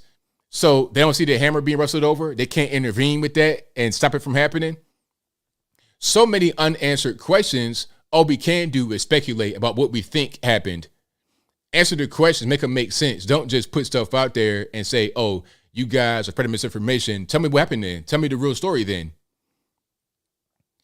Take it to Mallory Frost, who says, hey, ABL, wave in. So what's your take on secession and when we will see it in our lifetime? I've only gotten into politics about 3 years ago, so this topic I don't fully understand. Obviously, it's easy to say, let's just divorce, but I'm sure there's more to it. Well, okay, if there's secession, I think it'd be the left that does it first. California would do it first. Yeah, they'll break away, and I want them to break away. And they keep giving little dog whistles to that. You see Kevin talking about, oh, we're a large economy, fifth largest economy in the world. It's okay. You're a big economy, you do very well, and you support the rest of the United States with federal money. Okay, if that's your perspective, then why are you telling me that? Are you saying it because you want to leave and be your own thing, or because you just want to flex your muscle? It could be one, the other, or both. They probably leave first. They'll probably be the first ones to leave. That'd be kind of hard to do. I'm not sure what the exact process is of secession, but if anybody did it, it'd be the left first, not the right. Just like last time, right? Anyway, take it to Leo Mazzina, who says, Dem Representative Omar say anti-Semitic statements in the past. I guess it's okay to liberal reporters. Yes. Ilhan Omar has been quote unquote anti-Semitic. She said things like that, but it's no problem because she's on their side. The whole anti-Semitic thing is just bogus because you can say whatever you want as long as you're on the right team. That's how that works. Apu says, God bless J6 and pro-life patriots in solitary. Pray. Also, ABL, how old were you when you first lived independently? 22? Well, it depends on what you mean by independently. Like moving out, 22, 23. But being independent since I've been a little boy. Oh, yeah. What did they say? I was a latchkey kid. So at about 8, 9 years old, I had the key to the house, I think. Maybe I probably was a little bit older than that. I might have been about 10. Yeah, probably about 10. I had the key to the house. So I get off of school, let myself in, get a little snack. My mom comes home about 5, 6 o'clock. And then at a certain point, my mom would go to a second job. So she'd be there for a little while and then leave back out during the weekday, on certain days of the week. So I say probably about 10 years old, I was more independent, like doing things for myself, preparing my own food, stuff like that. Or what she would do, so she had to go to her second job. What she would do is cook the food and put it in a container, like meal prep. So I would just eat the meal prep food in there. And that was it. Did my homework and I was just chilling. So yeah, I was about 10 years old, living independently, but moving out and having my own apartment, I was 23. And the reason why I didn't leave out earlier is because I was still going to school and I did not live on campus to save money. I could have been on campus and did all that, but I ain't want to have that big debt on my back, which I didn't, because when I graduated, I only had like $7,000 in student loan debt from 1 year of ODU in Norfolk. And then before that, I went to a community college and I paid out my own pocket from working. Yep. That door stayed closed, especially at the end, Sheree, because at the end of me living in Portsmouth when I was about 14, we had some dope fiends move to the neighborhood because they shut down a project called Outer Barber in Portsmouth. And when they shut down Outer Barber, they gave them vouchers to go to neighborhoods around the city and around the area, Chesapeake, Virginia Beach, or whatever. And some of them came to our neighborhood. We went from relatively quiet, little low income black area with the occasional little fight shooting, occasional shooting, very rare, but it was pretty quiet. We went from that to an animal house overnight. It was crazy. It was crazy. It'd be 3:00 in the morning, fiends on your door, knocking on the door, pounding on the door. It was nuts. So when we left, what happened was we were a little bit late leaving because of the house had to get closed on. It was a delay in the closing, like a month delay in the closing of the house. So we're trying to leave. We're there for an extra month, and it's knocking on the door about 4:00 in the morning. I'm thinking I'm dreaming. I'm like, am I dreaming? Who's at the door right now? Is it a dope fiend? Like, what's happening? But it was a sane knocking. A dope fiend be like, just, real weird. This was a consistent knock. So I'm like, okay, am I dreaming or what? But I hear my mom move. I'm like, okay, I got to get up now because it could be a fiend or what. I got to protect her, right? So we go to the door. It's the police. They open the door real wide, and there was a car embedded in the back of my mom's car. I'm talking about like the front end of this car was in my mom's trunk. Car totaled. So some dope fiends stole a car and crashed it and skedaddled. So yeah, that was that experience out there. Having a neighborhood that was relatively quiet and then having the dope fiends and the crazy people come out there, it was a mess. So that was how I was independent, I suppose. I don't know how I got right there, but that was the story. Anyway, did I cook, laundry, house clean? I did all that. Yep. I was cooking full meals by the time I was like 14, 15. DiGiorno pizza and all that kind of stuff, little chicken, spaghetti. I did all that when I was like 14, 15. And then once I got to be in a restaurant, I did a little bit of prep cooking and stuff like that, prepping chicken and all that kind of stuff. So I've been doing that for a long time. Shout out to the dogs. If you heard the knocking, I'm sorry about the dogs going crazy. All right. Do a grocery shop at peak times or when I'm busy. I go whenever I have time. So that could be when it's busy or when it's not busy. But if there's no real peak time for grocery shopping, really, because the peak time would be first of the month when people get their food stamp card refreshed. I try to avoid a Walmart or somewhere like that on the first of the month because it's going to be ridiculous. And I hate seeing your cart. If you go to the Walmart on the first of the month and you buy junk, I hate seeing your cart full of junk. I hate it. Because all I know, you're going to be having diabetes. If you go to the bathroom, it's going to stink real bad. I hate seeing it. So, yeah, to avoid all of that, I just don't go on the first of the month. Or like the 31st to like the 4th. That little window right there, I try to avoid a Walmart. Especially peak hours Walmart. Gen X childhood, that's right, One Hope. Absolutely. That was normal for us. Everybody did that when I was a kid. That wasn't abnormal to have a what they call a latchkey kid. That was normal. Get off the school bus, go home, let yourself in the house. When I got to be older, okay, I let myself in, go outside, play football, basketball, whatever, do my homework, play video games with some friends. That was normal. Caius Parchman says TikTok has Pegasus Phantom phone spyware on it. Oh, well, hey, didn't know that. Apple also says, do you buy ready-made meals? What do you buy? Nah, I don't. I buy like a lot of protein, chicken, fish, rice, that kind of thing. Green vegetables. I cook. I cook for real. I don't do TV dinners, nothing like that. Yeah, that's not really my wave. Apple says, do you buy? Oh, I read that one. Thank you to Michael, who says, thoughts on Pharrell bringing Something in the Water festival back to Virginia Beach after calling the city toxic. I think Pharrell was just upset that they killed his cousin, meaning the police killed his cousin. So he was upset about that and just got emotional and decided to move the festival to DC. But then he realized that he still loves Virginia, loves the area, 757, so he came back to Virginia Beach. But that was emotional what he did by moving it because of his cousin. Maybe they apologized. I don't know what they did, but it shouldn't have left to begin with. It should have stayed right there in Virginia to begin with. But then again, I don't know how it was. Was it nonviolent? I know how the beach can be. Sometimes you could bring stuff like that down the beach and they get to be crazy and violent, so I'm not really sure. And as a matter of fact, I think that's why his cousin got killed, is because they got crazy and violent the last time. But anyway, I'll move on. See you late, Shay. Thank you for the content. Thank you for that. Appreciate you. Thank you to Apple again, who says, shout out to all Catholic fans of ABL. Happy All Saints and All Souls Days. By the way, Biden and Pelosi are not real Catholics. They're going to be judged by Jesus last day. Thank you to Apple again, who says, ABL, you mail in vote, day of voting all day long. That's what I always do. That's what I'm always going to stick with. Apple also says, be on the lookout for Democrat cheating, cell phone video. Also, ABL election day meal. Whatever, I'm not even really sure. I probably just eat normally that day.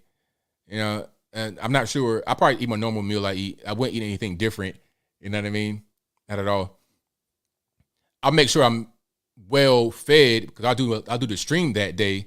So I'll be on for a while. I got to eat enough to have energy for the stream, to be talking for a long period of time and to be up and attentive and, energetic. I got to have the proper nutrition, get some carbohydrates in there and all that good stuff. But anyway, it says favorite Carl Weathers movie, TV show, Rocky, Happy Gilmore, Predator, Action Jackson, Street Justice, Force 10 from Navarone, Mandalorian. I don't know who that is really, Carl Weathers. I heard the name before, but if you said, hey, ABL, gun to the head, point out Carl Weathers in the lineup, I wouldn't be able to do it. Also, send in those super chats to ABL, help pay mortgage. Apu says, respect to you, ABL. You treat service workers respectfully. Mr. J says, she is finding out the hard way what men go through life and no one cares. Exactly. Customer service, man, thank you for that. Thank you to Dent Machine Company for your donations. And also, he says, I just sent you a video of a contractor who can't get anyone to show up for work. I saw that. That was a crazy video. $40 an hour, still not going to go. No one wants to work. Check your email. Thank you for that. TJ Digital says, ABL chat fam, much love. All these days I could not chat. All worth it. Just earned my PhD. I'm the official Dr. J. Well, congratulations to you. Congrats on becoming the PhD, Dr. J. ABL, you were the playlist of my dissertation. Thank you guys are awesome. Thank you for that. I appreciate you. And congrats again for coming to doctor. Congrats on that. Big accomplishment. Thank you to Chelsea Ann, who says, Big Blue Nation here. Coach Cal tweeted pic of the dad and son. Wanted to give courtside tickets to a game of choice. Wife found on Facebook. They want to see, oh, yeah, Kentucky, Tennessee. That'd be a great game. Thank you for your donation and your response. Definitely appreciate you. Thank you to Dent Machine Company, who says, quote, we didn't know, unquote, is a common defense in court when people are charged with murder. Any good attorney will tell you that alone is not good enough to defense to keep you from going to jail. Yeah. That won't do it. You're still going to go to the penitentiary. We don't know. That's no excuse to the law. Thank you to F Ranger Xbox, who says Storm Octakin reaction video. I have no idea what's going on, who that is. Michael Critchlow says, quote, disproportionately, unquote, is yet another word liberals have used and abused. That's correct. Thank you to Kathy Carver for your donation. Very generous. Thank you to Dent Machine Company, who says, if you read the TikTok terms of service, Joe Rogan did a video about it. They have access to everything on your phone, including your keystrokes. That's crazy. 100% crazy. All right, we got calls on deck. The number to call is 434-658-1220. Again, 434-658-1220. The number is always in the description box and also right here in the ticker at a certain point. It'll slide across the screen. There's a number for Well, there's an email for Skype in the description box. If it doesn't work right, it's not my fault. Blame the white man, not me. I'm not responsible. No accountability right here. All righty. Let's go ahead and get into it.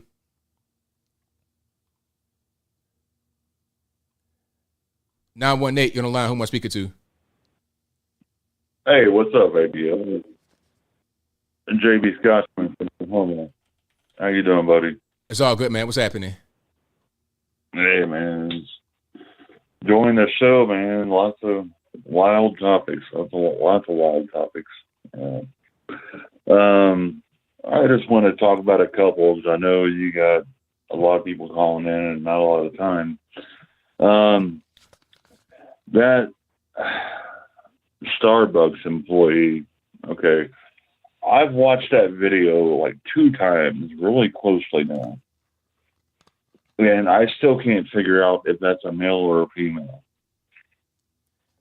Now, if I was to bet, I would say it's a female. If I was to bet, and I know if I saw the person in person, I'd definitely be able to tell because I've seen a trans man before, like a biological woman. Mm-hmm. I've seen him in person before, and you could still see this is a woman, 5'2", small features. Okay, you're a little petite young lady right here. You're not a man. Yeah, it's got me so confused. I'll tell you what, and then you got the other one from MSNBC saying that, the voting laws are now affecting the trans people. Okay, let me tell you what, if I was working at a polling station and that person, them came in there and I was like, okay, can I see your ID to verify that you're a citizen? And they handed me their ID. I'd look at it. Then I'd look up again, and I'd look down, and I'd look up again, and I would say, come back to me when you figure out what the hell you are. All right. Yeah. I'm sorry. I mean, I'm not trying to be hateful or anything. I'm just like, I can't tell. I mean, you've changed your look entirely. You've changed your name, I mean, I don't know who you are. I mean, oh my God. It's just crazy, man. It's crazy nowadays. I'll keep it at that. The only thing else I'll say is, man, I know Tuesday is going to be a wild night, and I just hope that, my God, that we have a fair election, my man. Yeah, we've got to, and I hope it's covered fairly and legitimately by everyone. Yeah, I mean, America really can't take any more of this right now. Of what the Democrats are doing. I mean, it just can't keep going on. I mean, something's got to change. I feel you, man. Right on. Yeah. All right, man. I'll leave it at that. And love you, dude. Love everybody in the chat and everybody listening. And I'll just sit back and enjoy the rest of the show. Thank you for the call, man. Definitely appreciate you. All right. Later, dude. All right. Shout out to my man for the call. Most certainly appreciate him. Let's get to some more here. All right. Skype caller, who am I speaking to? Hey, ABL. Yes. It's Deb. All righty. What's happening? I want to talk about that pandemic amnesty thing. Okay, go for it. And, okay, so let me put it this way. Say we all read the article where she passes somebody on the bridge and her toddler yelled at another little girl or whatever. Imagine she went to that toddler and her parents and said, hey, I'm really sorry. We were all really scared and whatever. And those people said, well, we weren't wearing masks because, we're Trump supporters and we thought the whole thing was stupid the whole time. She would say, oh, well, I didn't mean to apologize to you. So she's not really offering she's not offering an apology in the first place. But in the second place, the people that she wants to apologize to, not a single one of them are going to be people that she would want to apologize to, because she's not dropping the rest of the BS. So it's not, they're mutually exclusive. That's a really good point, because the thing is, she still harbors that resentment. Like, I still see some of the language she's using. So it wouldn't make a difference. Like, this is just, I'm not sure what it is. She's trying to pull something else, to feel some kind of, some of the guilt off of her shoulders. I don't really understand what she's trying to do here by that article. Yeah. And, I forget. Darn it, I'm so tired. Yeah, I guess I'll just leave it at that. But I really appreciate you taking my call. Thank you for the call. Definitely appreciate you. Thanks. Bye. Yeah, that's one thing I didn't necessarily say in the video about the amnesty. Okay, you want to have an amnesty, but where is the apology? You can't even do that. And that won't be enough, but you didn't even do it.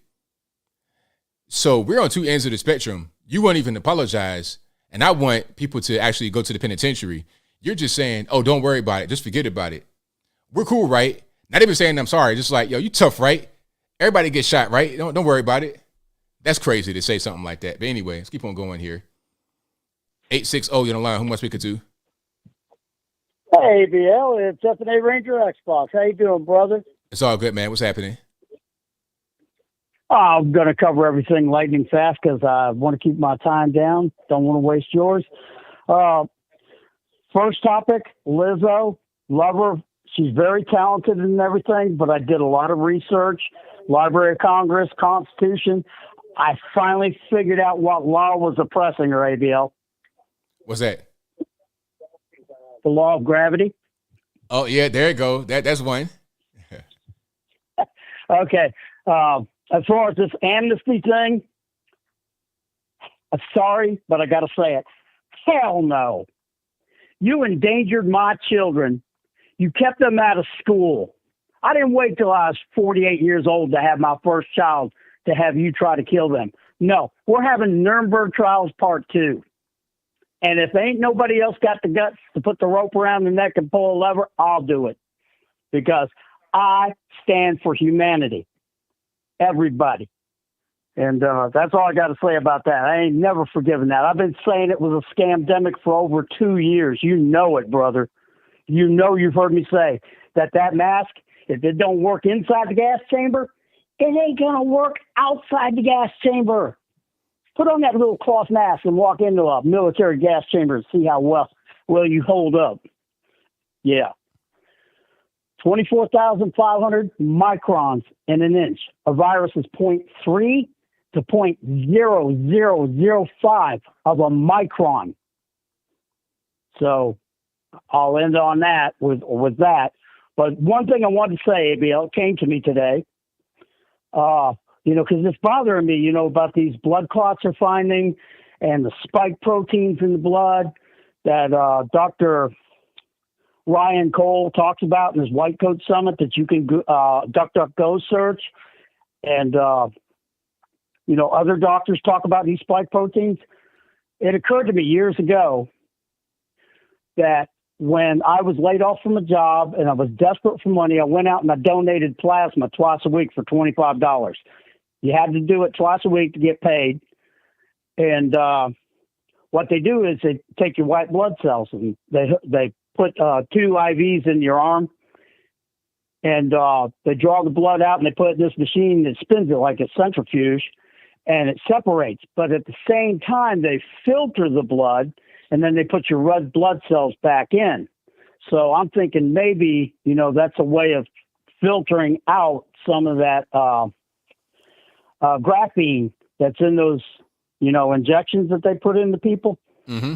And then that was just a thought I had, I don't know, but it seems like, because you see this fatty, bubbly crap in the, in the machine because it's got a clear top and you can actually watch the process a little bit. And I'm always asking questions because I'm a mechanic by nature. I want to know what's going on. I want to know how it works, what it's doing. And they, told me. And that was actually cholesterol. So if you have high cholesterol, you could go donate blood plasma, and that'll help reduce your cholesterol a little bit, because they keep it and throw it out as medical waste. And that was just a thought I have, because I'd rather try to help somebody than hurt them. And anybody that's having regrets over getting that clot shot, maybe that's a way to, but I'm a pure blood. The flu vaccine almost killed me 5 years ago. And Dr. Christina Parks testifies at Michigan legislation. She explained exactly what happened to me perfectly. The sister was spot on. She's got 2 PhDs, one in microbiology and one in microchemistry, and that's right up her alley. And, brother, I want to say God bless you.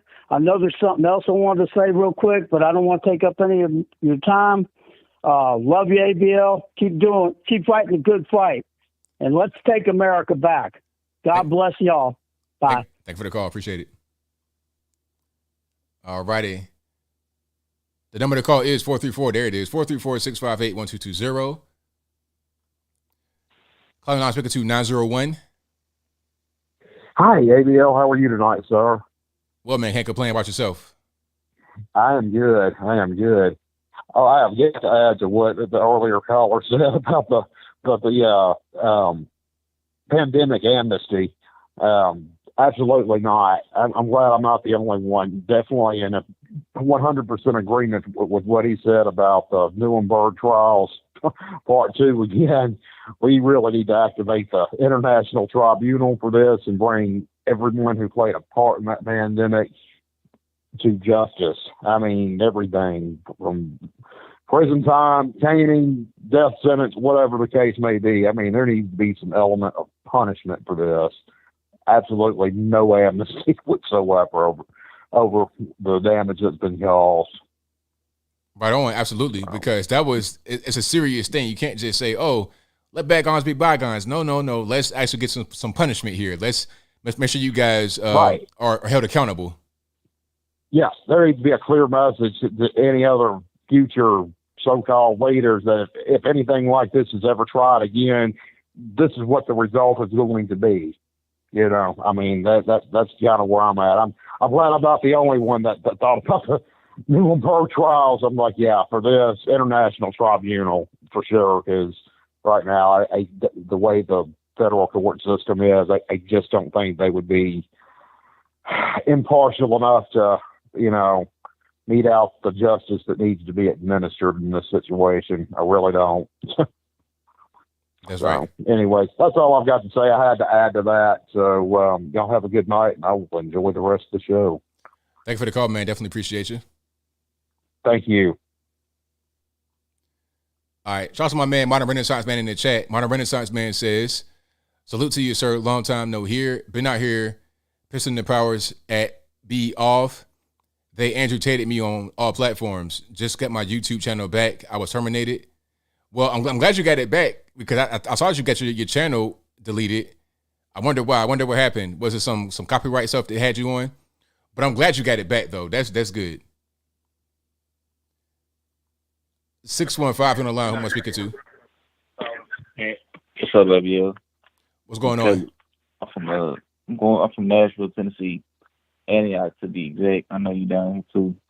All I wanted to say is, if you're going to vote on the day of, because if they know how many votes they need, they can steal something.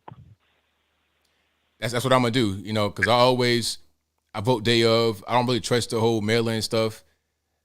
Tennessee, we got pretty good laws here, but still, I'm gonna vote the day of for sure. Yeah, we got voter ID and all that. Yeah. But yeah, that's all I want to say, man. I'm 23 years old. I've been watching from a high minute, I just hope some more people my age vote red. Hopefully so, man. Know anybody, tell them, man. Just put something out there. They don't want to hear you.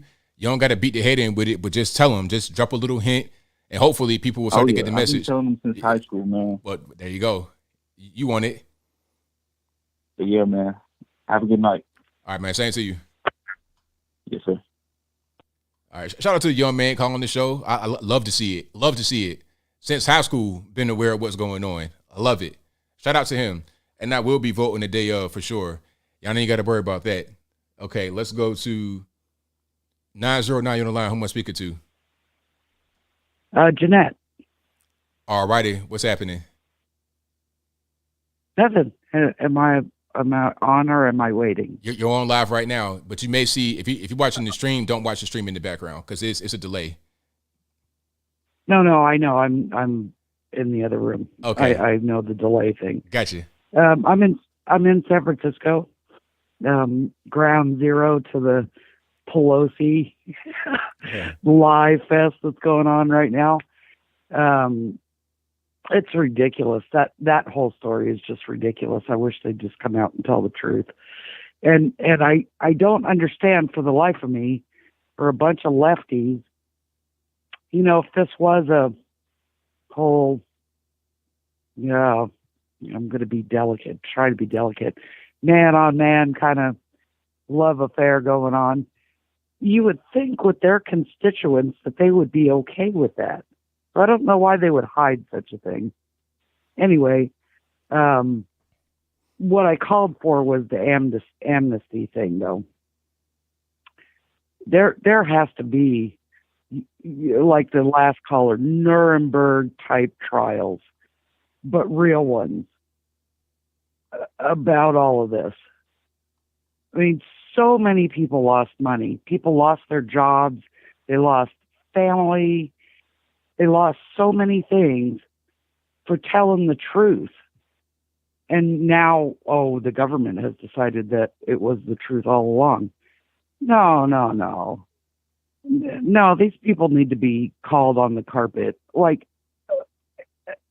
criminal. Start with Fauci, for one.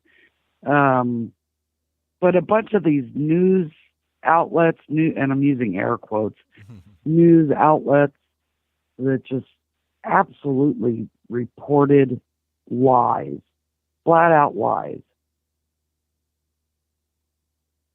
They have to be called on the carpet. I'm not ready to be friends with them. They destroyed our lives.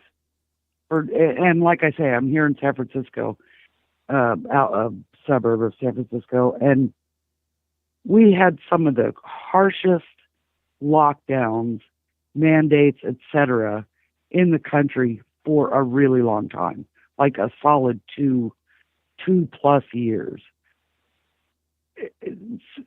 We should talk about reparations. I want COVID reparations. For how much they destroyed our lives and called us all liars, called us all crazy, called us all conspiracy theorists. Somebody should pay for that. Yeah, I think so. Agreed, for sure. Anyway, that was it. I love your show. I've been since you were kind of new, so it's good to watch you grow and carry on and all of that. It's very enjoyable watching you. Well, thank you for your call and your support. I definitely appreciate you. All right, you're welcome. Have a good evening. All right, now, same to you. All right, good call. Thank y'all for being here yet again. If you like what you're hearing so far, give the video a thumbs up, like the video, share the video, do all that good stuff. And the number to call is always in the description and right there in the ticker as well. At a certain point, it'll slide through. That's 434-658-1220. Again, 434-658-1220. 201, you're on the line. Who am I speaking to? Peace, ABL. It's Foster the Prankster. How you been, bro? It's all good, man. What's happening? I can't call it, bro. It's been a while. I'm gonna try to not get banned from the show, but I feel like you've been kind of ducking and dodging this one, like Money Mayweather, man. This whole Kanye situation. I know you talked about it, but I know it's like a very sensitive thing, so I'm gonna try to like put this in very respectable terms. I called a couple weeks ago, and I was actually criticizing Kanye, as part of kind of like this Hollywood showbiz social engineering agenda. And I'm kind of glad that happened because hopefully your audience will, take this as genuine, and I'm not just trying to like coattail on, it's not like some idolatry or anything like that. The reason why I'm going to say what I'm about to say. But I think the goalposts are being moved now, man. Like we're getting into some kind of shaky territory. We've been told for the past few years, listen to people of color, listen to our lived experiences, and blah, blah, blah. Well, Kanye just told you his lived experience without any hateful language, without any slurs, without any calling for any violence. And now he's Hitler. So they're showing us where the line is. They're buck breaking this dude in front of everybody as a symbol to say, stay in your place, boy. You better behave. And they posted articles about how much money he loses every day because of these corporate sponsors pulling out. So basically, if you zoom out, they're beta testing the social credit system right before your eyes, and people are begging for it. And so I don't know what's going on with Kanye. I don't know why he's taking it to the level that he's taking it. But as a black man, I feel like if we don't come together on this, because this is a sentiment that's been going on in the black community for a long time, if we don't come together on this, we might as well just keep our mouths shut and crawl in a hole, because they're trying to strip our voice. We're not allowed to have this opinion, apparently. And I don't know if you saw the Lex Fridman interview, but that was just a disgusting display. I mean, you got this dude who's, a white Jewish man from the CIA spook playground of MIT, publicly berating and bullying this grown black man who's his elder into conforming to this like moralistic worldview of his preferred in-group. Like he has some type of authority over him. Why is it that when black people do something, every other group, including ourselves, you and I both, ABL, have been on this show and we've both criticized our own community for certain things. Like you said earlier, like somebody brings up violence, I'm not immediately just going to say, oh, you racist. Let's have a conversation about it, right? So everybody else is able to comment on, quote unquote, what's wrong with the black community, right? And black people think it's fine to teach a critical race theory and all this stuff. But when it's time to speak about a very specific group of white folks that has had a hand in the manipulation and destabilization of the black community, all of a sudden it's hate speech and it's the start of the next Holocaust and all this stuff. So if I had to venture a guess, what I would say is this seems like another Trump effect, right? Where you have the villain, the wrong guy, say something that's factual, and so that you can immediately make the association with the fact that that's bad. So the media spent the last few years investing into conditioning this association between Kanye as a brand and insanity and unintelligence. He came out in an interview saying he don't read books and stuff like that. But it's the responsibility of us, the black folks who do read and are informed, to kind of shed light on this and maybe word it in a way that's more clear to people. So this has nothing to do with hatred. We already have anti-Semitism laws have been proposed in the U.S. to make it illegal to criticize or boycott Israel. And after what we just went through with COVID, our society's tolerance for censorship has expanded to a level that would have been unfathomable like 5 years ago, right? So like I said, it has nothing to do with hatred, but it has everything to do with black people being able to have a conversation about externalities that have affected our mental and social conditioning. And some of the people who happen to belong to this very specific group have acted to perpetuate those things. And it's true that there is a long history of Jewish financing and infiltration into black activist movements that ultimately have been detrimental to black Americans. You look at the NAACP, the Black Panther Party for Self-Defense, all the way up to BLM. Margaret Sanger, who was the eugenicist who established Planned Parenthood, was very close friends with members of the white Jewish community and was financed by them. None of this is to even mention, like Kanye was saying, the music and entertainment industry, where these destructive messages are consistently promoted to black Americans by record labels that are largely led by members of the white Jewish community that profit off of that. And it's not just that our artists only make that type of music. There's tons of stories from the industry about artists whose albums were shelved for not having certain type of subject matter and content in their music. So there's this tendency of this specific group of white people to posture as allies of the Black community, but always under the auspices of trauma and victimhood, and especially always under the condition that it is recognized that they're the undefeated champs of the Victim Olympics, which is like basically the currency by which they wield power over people's perception, right? Like, you're not allowed to criticize them by virtue of suffering from an event that was, 80 plus years ago in a completely different country. But this is exactly the mechanism by which the LGBT groups and BLM are operating now, by claiming that by expressing an opinion that you're actively promoting violence against them. So which is basically abuser language, because if someone tells you that you're hurting them, your response can't be, well, you telling me that I hurt you hurts me. That's abusive, right? So the last point that I'll make is the biggest irony of all this that I see is that this group of white people who you aren't allowed to criticize, who also claim to be the most oppressed ethnic group in the history of the world, also espouse, right, that they're genetically superior to everyone else, which they claim explains the overrepresentation in like elite positions of power. Like Brett Weinstein has said this on his podcast live, that Jews are simply genetically superior and more intelligent than any other group, and that's why they excel. So the Jewish belief system, as has been explained to me by many Jewish folks, and people can correct me if I'm wrong, but their belief system espouses that they are God's chosen race who are meant to rule over all the people of the world from the promised land of Israel. But if you see us as equal and you an ally, then you should be able to have this conversation with your fellow man and hear them out without immediately accusing them of inciting violence, right? And so that's really all I want to say, man. As Black people, I think we need to come together on this one and kind of push back a little bit and say, no, we do have a right to voice these things that have historically happened, and and get this out without being accused of hate, because y'all said this whole time that we were allowed to voice our opinion, right? So let's do it, man.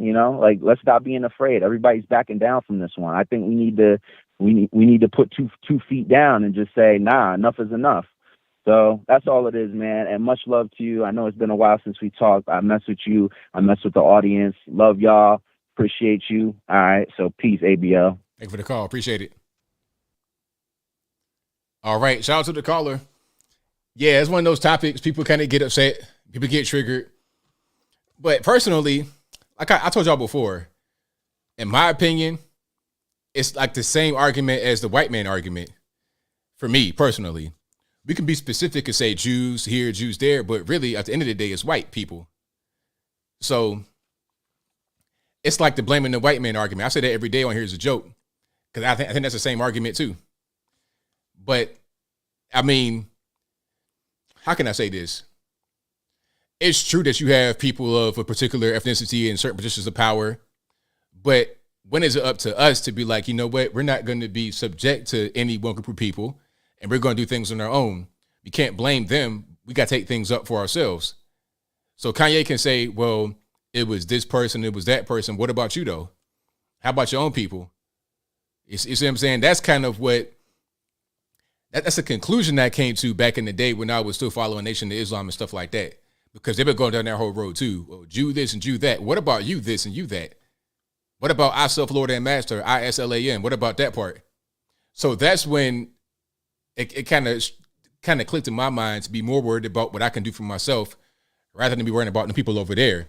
Because I know that they're there in positions of power. I know what they want me to do. I know what they want from me. But what am I going to do for myself? And how can I not rely upon these people that may want to do certain things to me or for me? You see what I'm saying? Regardless of what race they are. But that's always been my point of view for a long time. But I understand his point of view as well. And it's good to have those conversations without being called an anti-Semite or a racist. Have it out in the open without any kind of hatred or name calling or anything like that. Calling line speaker to 272. Got through. Let me turn the music, or let me turn your show down Sounds like the old Rush Limbaugh show. Turn your radio down. That's Hi, right. ABL. What's going on? Okay. Your previous caller hit on right down the line. What I think is funny, he brought up Margaret Sanger. So where the Nazis got the idea from. I think she collaborated with them. And who was a good friend of the Nazis? George Soros. Remember that? Yes. Okay, that was that point. Okay, I want to go on. I'm the guy that asked, have any information about the diesel fuel shortage that's supposed to plaster us in about 2 weeks? I've been watching that, but I'm not really sure about the details of it. Okay, I'm just curious. I saw one of the commenters say the train strike, the company's going out on strike. I wouldn't worry about it too long. The federal government won't let them go more than 24 hours. They're going to force them back to work. They try to go out and strike before the federal government always comes in within 24 hours and says, you've got to go back to work. My reverend and my deacon both work for Norfolk Southern as engineers. They both just recently retired.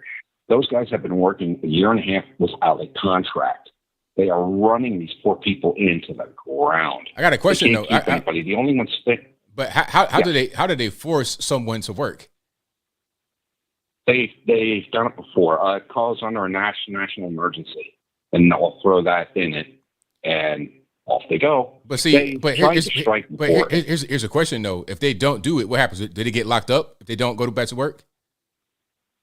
I don't know how they do it. They just do it. Okay. Because they have a railroad union, and there's stuff in the contracts, and even though they don't have a contract, they still abide by what it says. So I'm not too worried about the railroad strike. The other thing is, just saw on Gabber, the Gateway Pundit, a Trump judge out in Arizona says you cannot video. Period. You can't video any of the drop boxes. You can't. That's a First Amendment violation right there. I just saw that in Gateway Pundit or Gab. Let me just see. There were 3 people. I think 3 people died on January 6th. There was Ashley. There was the one lady that was stomped and beat to death by the police. And there was the person that was trying to give her aid, and they almost killed him too. So there were 2 known, possibly 3. The spike protein they're finding out is not leaving the body. I was just watching one guy on YouTube, the one doctor going in on it. He just did another study. They just got the results back. It's like a week old, and they said it's not leaving. And they brought that spike protein with they kind of around the injection site. It's all throughout the body. Mm. That's why it's causing all types of issues, and it's not breaking down that they see of yet. Let me just see. I'm one of the poor people in PA that has to either pick Lurch or Oz.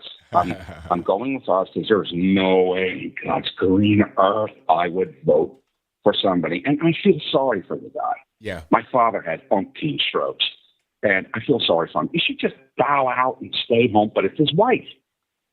Biden didn't want to run for president. It was Jill pushing him into it. Those 2 women should be in jail. But I didn't want Oz either. I wanted Kathy, but I'm voting Oz, and there's no way. I feel so sorry for that guy. And he's getting worse. He's not getting better. Yeah. That one thing at Cumberland County, I think you had it on it, where he was trying to talk or whatever, and it was just worse. He's having constant small ischemic attacks or TIAs. He's having them all the time. I don't think this guy's going to last long. I really don't. I feel sorry for the family. Just trying to get on the line real quick. Yeah, I have a sister that's a full outlib. We got in an argument about Fetterman and Oz, and she hung up the phone on me, screaming at me. What's up, one conversation? But she's going to vote for Fetterman. I mean, what the heck? But she's also, she's had COVID. She's had all her boosters. She still wears a mask. And she just got the new booster. So, yeah, a bird of a feather likes to flock together or something like that. People, let's see his arm. And I think that's That is, to the modern Renaissance man. I got to say, like a white dude. His reactions when he was listening to the Righteous Brothers and that goes back a little bit. Okay. But that's it for me. That's it for me, brother. I got to say, peace. Peace. All right, now. Bye-bye. All right, shout out to the caller. Great call. You guys are fantastic. Love y'all. Let's get to some more calls here. 251, you're the line. Who am I speaking to? Hi, ABL. My name is Dimitri. How are you? I'm well. About yourself? I am well. Thank you for asking. I do enjoy your show. I'm a relatively new subscriber, and I want to thank you for giving a very informative and objective platform. I also wanted to kind of just to address the previous, not the caller that just was on, but the previous caller, because I also am a Jew. I'm a Sephardi Jew, and I am Torah observant, so I'm Orthodox. And I do, in our community, in the Orthodox community, or in the Jewish community abroad, we are very aware within our own community there are racists or racism towards one another, Sephardi towards Ashkenazi towards Sephardi and Mizrahi. We know that, right? We do also know that the worldview is seen through an Ashkenazi or European Jewry lens, and that is not Orthodox or Frum or Torah observant, which makes it hard for us. I do want to address that nowhere in the Torah, in our belief system, does it say that we're better than anybody else, or that God? It does say we're chosen, but we were God's. Also, it tells us we were His last choice. That we weren't His first choice, and why He chose us. And there is a lot of accountability, and that and Torah says God said you do this, and I'm going to do this. If you do this, there are consequences, reward, and punishment. And that also that a lot of our enemies would come from within and not from without. Like when we look at what happened during Hanukkah time, which was a real event, that we had our own people go outside of the Jewish community to invite the Greeks to come in just over a power grab and help them become, like sit on the throne of King David, and how it worked out for us when it came the destruction of the temple. The first and second temple, it was our own fault. So nowhere, we also teach, and we know that in the very word of God, the very same Torah, it teaches that no Jew is better than another Jew, and that non-Jews are also made in the image of God. And the Torah and the Talmud, it also teaches that there is wisdom of the non-Jew. And if there is wisdom coming from a non-Jewish person, to accept that wisdom, because they are also created in the image of God. Now, for those in the community that have taken and used, because we are in every racial group, Negroid, Caucasoid, Mongoloid, we're in every racial group. We are a people, and we shouldn't be considered a race. Nevertheless, there are those in our community that put their race above their Judaism, and they make it look bad for the rest of us.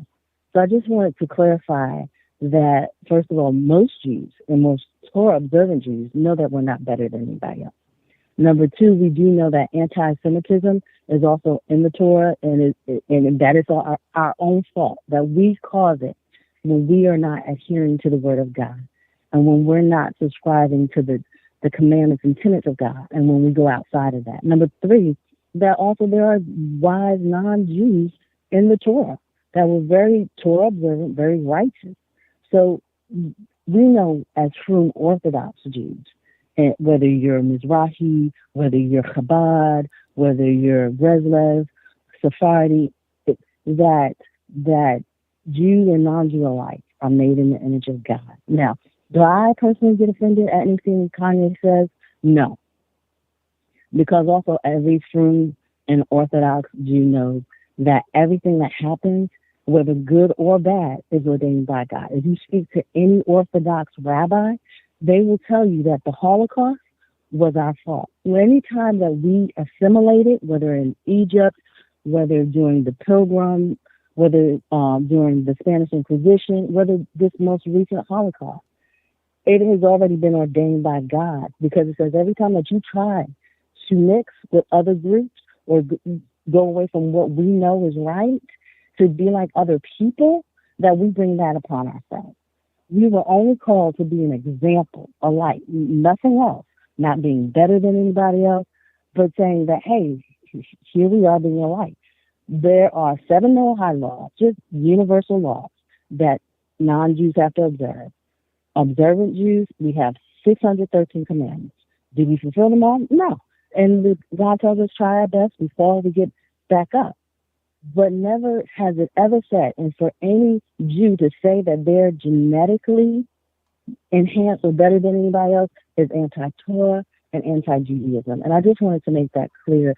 And also, just because you don't hear about the messes, the violence, domestic violence, about the pedophiles that go on in our community, it doesn't mean that it doesn't happen. We have our own court system called the Beit Din.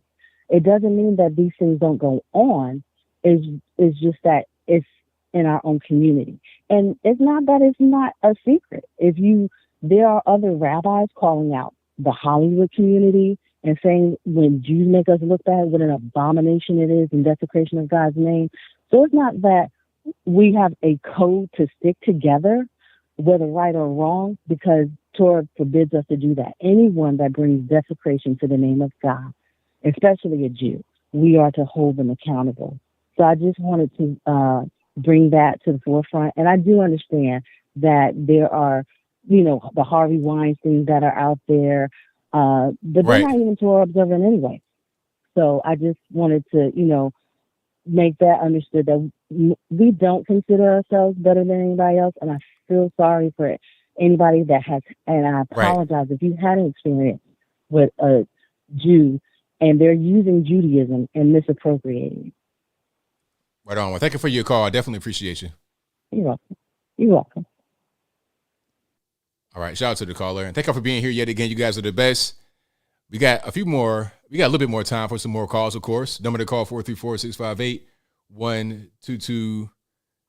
Hold on. I'm saying the wrong thing. 434-658-1220. There we go. All right. Let's go to 503 on the line. Who am I speaking to? Oh, thank you for taking my call tonight, Anthony. No problem. What's happening? Hey, I'm calling from Portland, Oregon. I just got a couple things I wanted to get off my chest. One thing, I really appreciate how you started off the show tonight talking about forgiveness and the importance of forgiveness. Right. I personally myself am working on my own path to forgiveness. But as far as that Atlantic article, if these people are really trying to extend that olive tree, that olive branch, I really would wish that they would take a look at Oregon, a liberal stronghold, where I've been hitting the Craigslist ads recently and saw a couple good county jobs working for the city, and they're both still requiring vaccination. So it's hard to see how that is really a path of forgiveness on their part. But I think I want to say one more thing, and then I'll get off the line. Oh yeah, Oregonians. I don't hear a lot of people talking about it. I honestly wasn't paying attention to local politics until I got my voters pamphlet in the mail and saw Oregon Measure 114 on the ballot, and it put a little fear in my heart. Although I know that the only thing a true man should fear is God, but what they're trying to do to restrict our Second Amendment is pretty disgusting, and I really hope all the Oregonians out there and anybody that knows the Oregonian steps up and votes no on 114. And that's all I have to say. Thank you, sir. Thank you for the call. Appreciate it. Uh-huh. All right. Shout out to the caller. Let's go. Call speaker to 757. Peace, ABL. What's going on? Hey, my name's Michael Critchlow from Newport News, VA. Long-time listener, first-time caller. I'm surprised I actually got in. I was just calling. I didn't even think I was going to get through, man, but I just want to say I love your show. Been watching it for a while. And I actually met you in Richmond at the Brexit event, Candace Owens, back in 2018. Yeah, I remember that event. Yeah. Yeah, man. I rolled up on you. You was like, I thought I was a big guy. I'm 5'10". You like 6'3". I'm like, geez, this guy's tall, man. But yeah, I took the photo and I threw it up on my Instagram. You liked it too. But that was a cool event, man. I'll never forget that. It was real dope. That was a real cool experience. Absolutely. Yeah, for sure. But yeah, before I get into what I want to, say to you real quick, do you remember that album? You were talking about Latchkey Child. Do you remember the album by A+ back in the day? I remember A+, but I don't remember his album though. Yeah, his first album was called Latchkey Child. Oh yeah, Classic, it was. joint. I remember that. Yep. Yeah. All I See, all that. Yeah, he was dope. Yeah. Yeah, but anyway, listen, man, I just want to say real quick, on a real note, I kind of feel personally that the whole Kanye West thing, I really feel that people need to completely. I mean, I feel like Kanye needs to dial it back and organize his thoughts before he goes out there and starts just talking. You know what I mean? Because what's happening is, I understand where he's coming from. I know a lot of people can listen to what he's saying and give him the benefit of the doubt and be nuanced and hear him out and take in what he's saying and say, okay, I understand Kanye. You know what I mean? So they're willing to piece what he's saying together to make it sense, to make sense to themselves. But what Kanye needs to realize is that most people aren't like that. And they did the same thing to Trump. Kanye just goes out there and he just starts blathering, just saying all kinds of stuff. It's like, man, you just need to have the wherewithal and dial it back and maybe take a second to be like, you know what? Let me organize my thoughts before I say what I got to say. I mean, even with the Kyrie Irving thing, it's kind of like, I don't know what happened to athletes and musicians. I remember back in the day, I'm 42 years old, no comment used to be a thing. Like in the Kyrie Irving interview, he's going on and on about what he's talking about. And once he's almost done, you hear somebody in the audience or another reporter is like, let's get to a basketball question. Let's get to a basketball question. It seems like athletes and musicians and public figures, it's like everybody's trying to, sound smart and comment on current events. And everybody, you got basketball players, musicians, all trying to talk about the current thing. When I feel personally, all they really need to do is say, you know what, no comment, move on to the next question. That's not my lane. I think that as a society, it would help society a lot if athletes and musicians and sub-public figures who don't really know what they're talking about don't just go off on tangents or start talking about things that they don't know that much about. You know what I'm saying? That's just one thing I wanted to say. And the last thing I wanted to say is that, you had the caller from Jersey. I can't remember his name. Somebody, the poet or something like that. He sounds like a real intellectual kind of guy. I hear him call into your show a lot. He was literally just talking about Kanye, and he talking about the Jews and all that. You know the guy I'm talking about? Yeah. Yeah. My thing about that dude is and you said this in one of your videos, I think last week, and it was revolving around the whole Kanye thing. And it's like, listen, you 38, I'm 42. I remember I'm from Newport News. You're from Portsmouth. It's like, I remember growing up too. It's like black folks, they trying to beat you over, the Israelites. They trying to beat you over the head with all this mathematical, all the Jews, all this really conspiratorial craziness. And it's kind of like, at the end of the day, it's like, okay, let's just say that you're right. Everything that you're saying is right. But what am I supposed to do with all that information? And I think you said the same thing in one of your Kanye, when you were addressing the Kanye situation. I kind of feel like it's especially when you're a successful black man, like myself. I got my own business. You know what I'm saying? You're coming up. And black people see you coming up, these Israelites or, just educated black folks when it comes to the Jews and all that Zionist stuff. They feel the need to hip you to that. Like, and I kind of feel like Kanye, people are trying to hip Kanye to something, and he got all this new information in his head, and he just blurts it out in the public square. But at the end of the day, what I'm trying to say is that, like, I kind of feel like how you felt in the Kanye video that you published about a week or so ago. The bottom line is, what am I supposed to do with all that crazy Zionist, Jewish, all this conspiratorial? What am I supposed to do with it at the end of the day? It all boils down to personal responsibility. You got to put food on the table.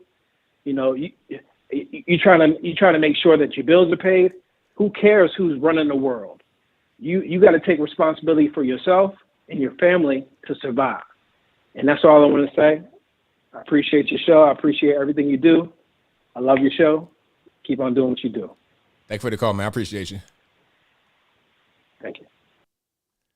That's a great call, and that's kind of where I'm at. It's like, all right, let's say you're right about the whole who's running the world, all the record label executives, all these people. But like I said earlier, it's like, what are you going to do for yourself, though? Like I was saying, when I was following Nation of Islam, they kind of taught you that.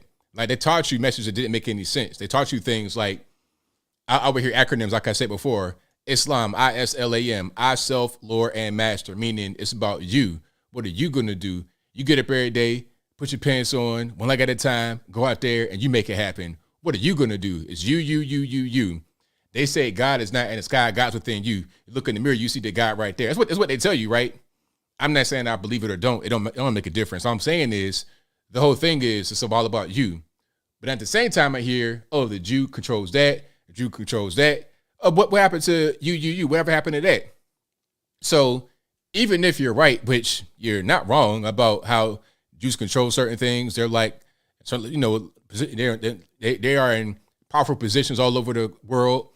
Leora Cohen, Def Jam, what's that? Is it Janet Yellen or Jerome Powell? One of those. What am I going to do with that? How can I move forward here? How can I still live life every day and make a way for myself? Do I just blame them all the time, or do I just say, okay, I see that now, I'm gonna still go out there and still do what I do? How is knowing that information going to really impact me in my everyday life? How is it going to make me move differently to go out there and make something out of myself and protect myself and my family, the children, and everybody else? That's all I'm saying.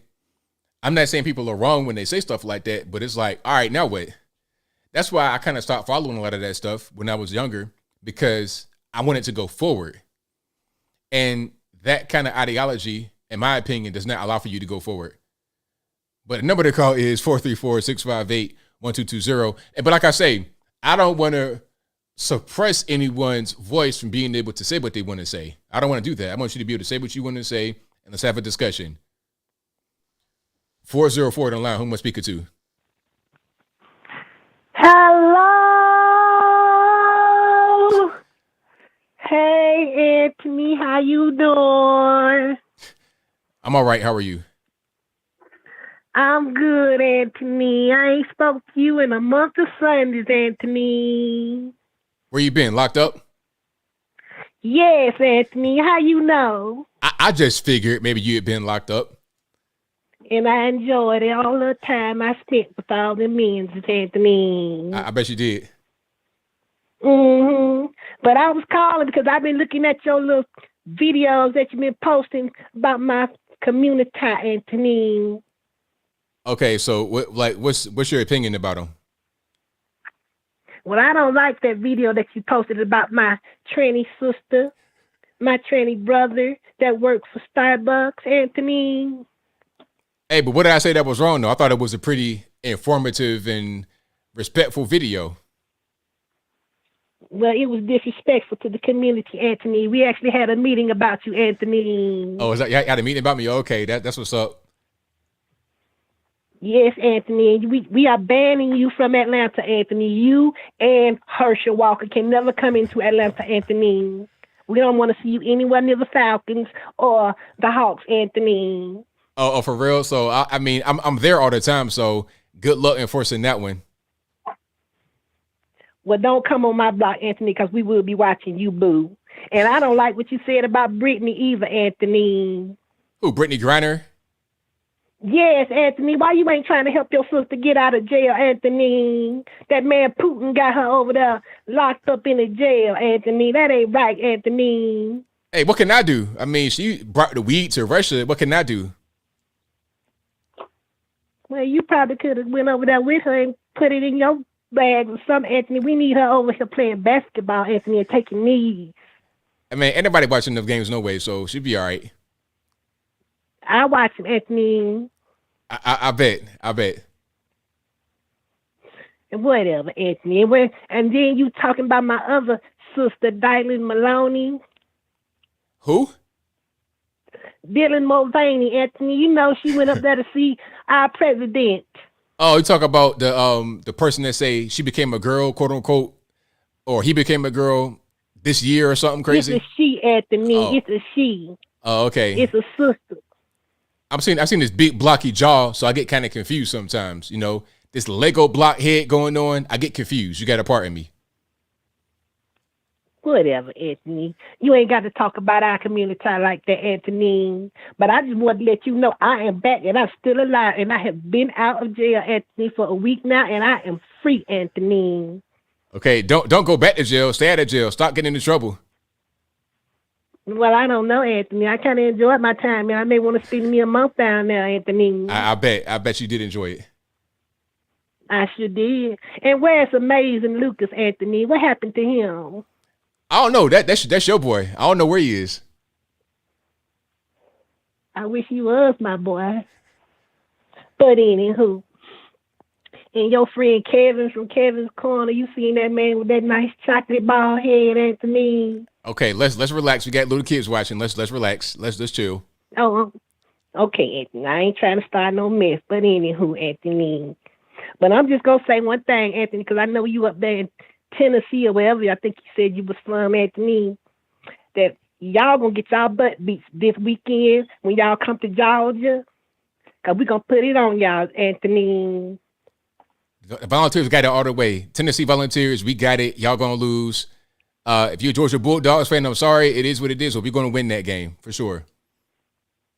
Whatever, Anthony. You need to put your MAGA hat on, Anthony. You know, the one that say MAGA. MAGA, making Atlanta gay again. No, that's not what that stands for. Whatever, Anthony. But I'm finna go, Anthony. I enjoyed your show. I'm just happy to be out and get to see you and everybody else on here, Anthony. Well, thank you for the call. I appreciate it. Bye, Anthony. All right, now. All righty.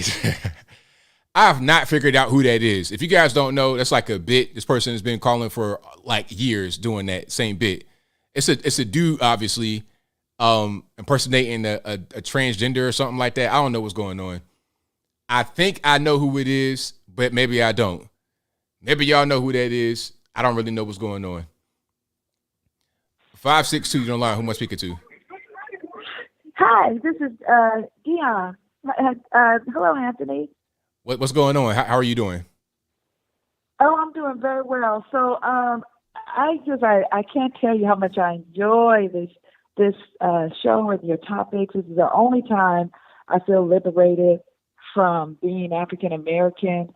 I mean that in a way. I mean that in a positive way. I feel very positive about the skin I'm in, as they say.